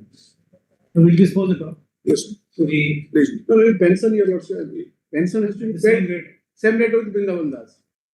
I'm sorry, but this is very Wait there. it will not be reduced. Needless to add Same rate for it cannot be reduced. Please, The lordship then reports the direction the petition stands disposed of.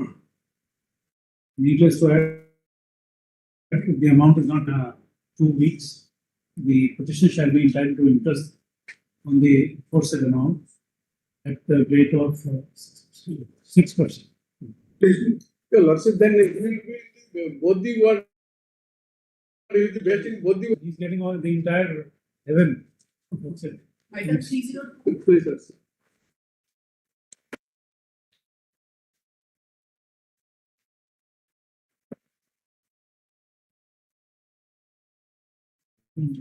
My lords.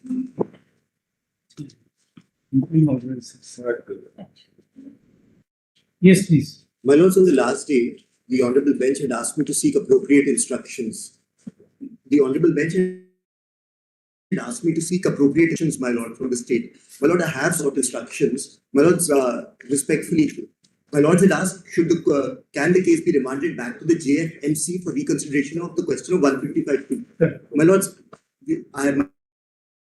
my instructions are slightly at this. Our request is if it can be remanded back, if it can be reopened at the High Court and the issue be reconsidered. That was what our prayer would be at this stage. Otherwise, my lords, if my lords do not find that appropriate, then we will argue the position. No. Only thing is that then we'll hear you and decide. Yes, ma'am. Because you see, the only thing is page 35.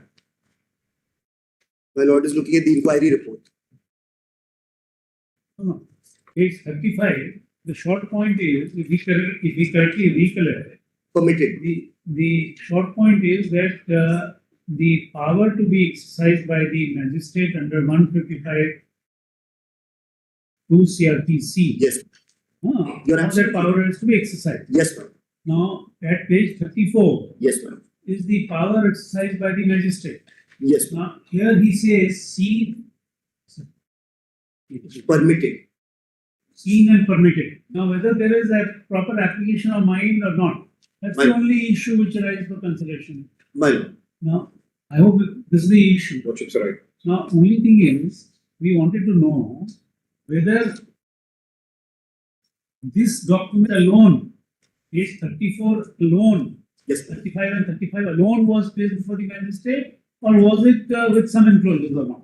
Is one thing which at least I could not decipher from the record. Find out on that. Yes, my lord. If my lord gives me permission, I can find out about that. Yes. Good question. See, suppose if the material is placed on record along with this communication. I appreciate your lordship's concern is this, that if the material was along with the singular application, one pager, then the words seen and permitted may have been sufficient. Now, my lords, my respectful submission to that will be, my lords, this protection which is written in 155 is a very serious protection in comparison. But we want to know, Yes, if there is no material. So at the outset, lordships will reject it, that is one. After that, my lords, let him come back with that, my lords, I will have to argue on the reasons also. So you can come back with that. So whether this itself, because you see on administrative law, you find that, Now, my lords, recording of reasons, I'm getting all of those judgments, I have them. So, my lords, on a serious matter, if my learned friend wants to come back with that. I can, my lords. I can check what materials were supplied and I can send that. No, but one thing, have you stayed the trial? Have you stayed the investigation? Lordships. We stayed the investigation. No, my lords, the FIR was quashed. They are against, the state is here before me. So therefore. So everything is at a standstill today. So, What is worrying is us also is this compliance of our own order. No, my lords, insofar as that earlier order of Justice Keher, if that is what your lordships are referring to, my lords, that is completely out. I'll tell your lordships why. My lords, I went through it last time, I had not seen it. Yeah, you may. Correct, back then. I'll check that. The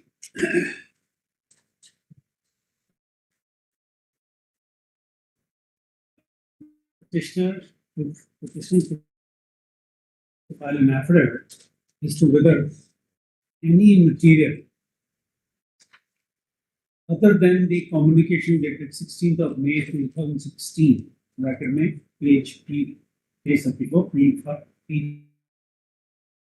P5 was placed before the concerned magistrate who exercised his power under section 155 to CRPC. Affidavit be filed within 2 weeks. Well, this is actually answered, my learned friend actually points it out. This is actually answered by page 36 onwards. If your lordship see, 34 is the covering letter. 35 is actually the inquiry report, which is the nature of a complaint.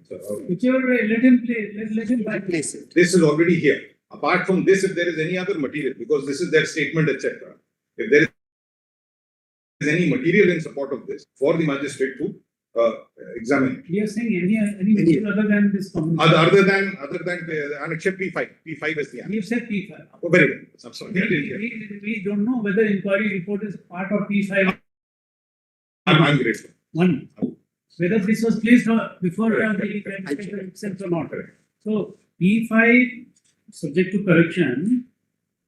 Page 34 doesn't refer to inquiry report. Absolutely, your lordships are right. I've seen there is no enclosure marked here. Very good. I'm grateful. Some material will also have to be answered. I'll answer on the next statement. My lords, I'll check and I'll have it placed on affidavit. 2 weeks, list on. Grateful. Thursday.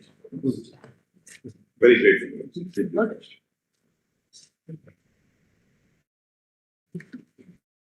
Grateful. Item 303. Please, Your Lordship. Last order minutes indicates that lower court's order was called for minutes. They are there now. For that, huh?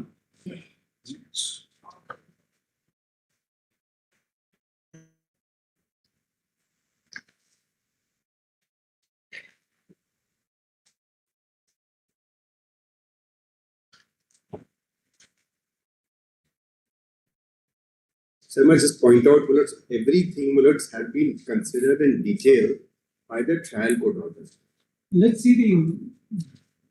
Mullets, may kindly have the trial court order. It is page 16 minutes. We are not going by that. We are now going into the. Pendrive में भी है अगर आप उसमें देखो. We are now looking into the testimonies of the witnesses. My lords. There's a translated copy also. Which is this.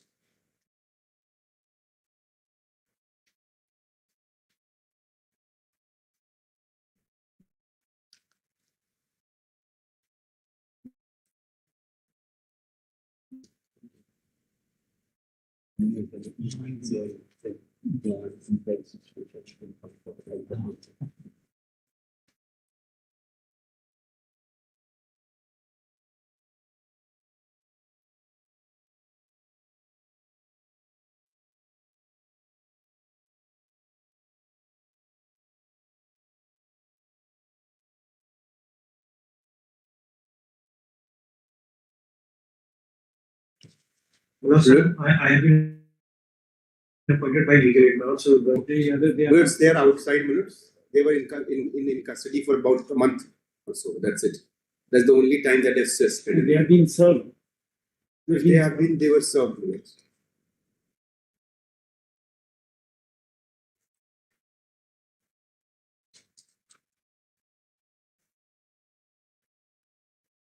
You are a legal aid counsel or I've been appointed by legal aid.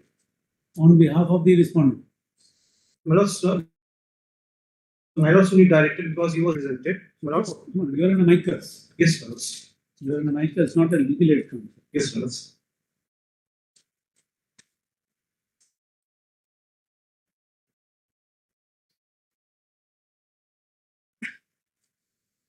By which order?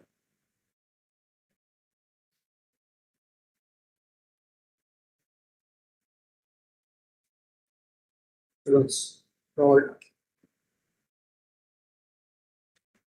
the order dated 3rd of March 2025.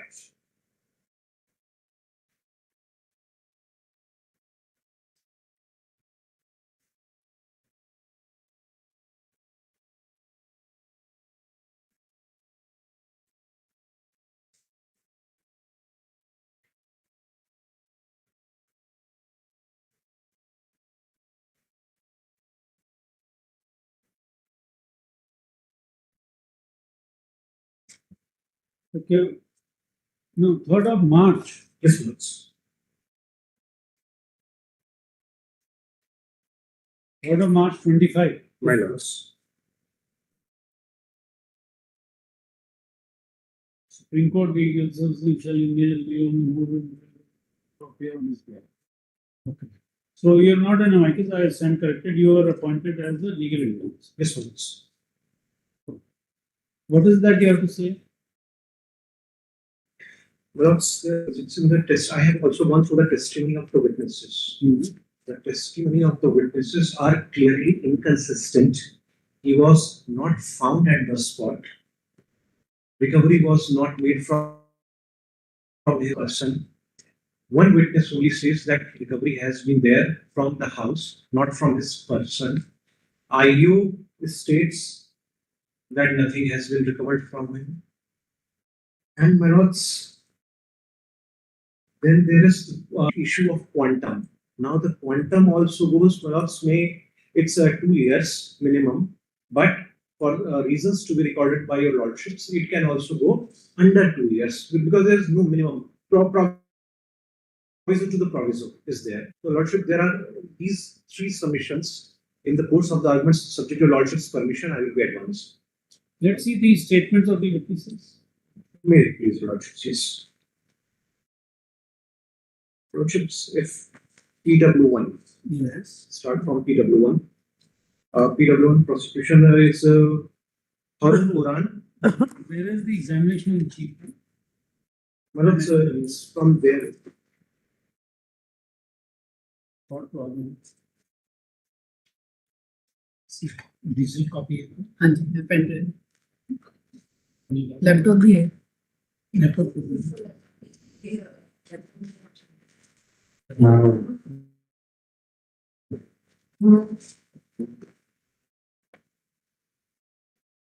There are how many witnesses in all?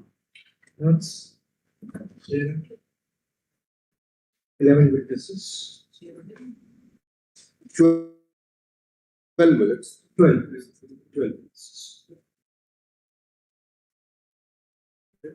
What he's saying is that even the finding of the trial court was incorrect.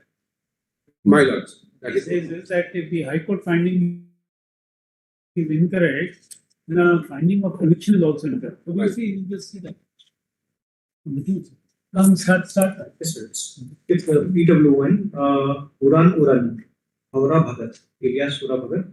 That's chief. I do not know anything about this. Police has not recorded my statement. Declared good style. Paragraph 2. It is not a matter of fact that police recorded my statement and I supported the occurrence on my statement, and the police conducted search in the house of Jagdish Lakra and recovered so and so.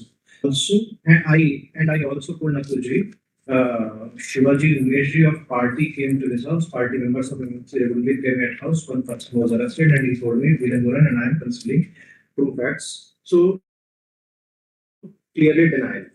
Then again, I do not know anything about that case. Now let's move on PW2. No, PW1 further cross. Was he confronted with this previous statement? Was chief cross was by EPP?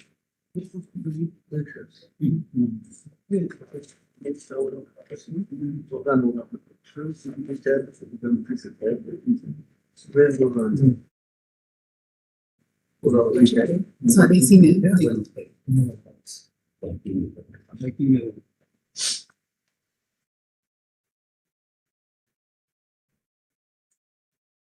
PW2 Surendra. This was PW1 and then my lords. PW1 is Aura Uran. Aura Uran, my lords. Just to verify. Yes, sir. Some typo error. Yes, lords. Aura Uran, alias Aura Bhagat. And PW2 is Surendra. Surendra Uran.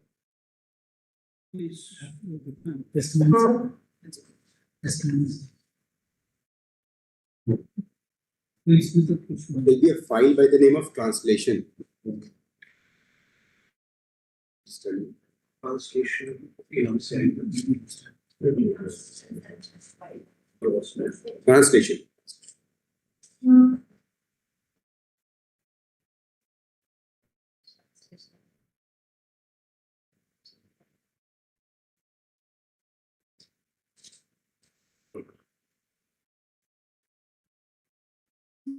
Page 2 of 58. How come that 58 pages? Brief the PDF.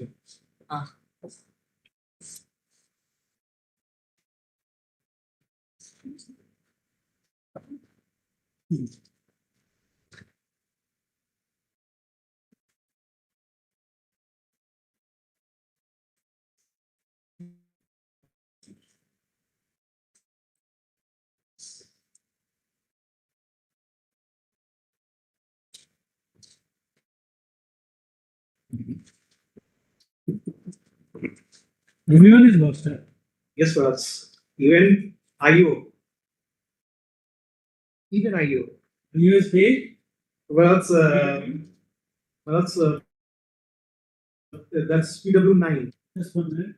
PW from PW8 my lords. 1 minute.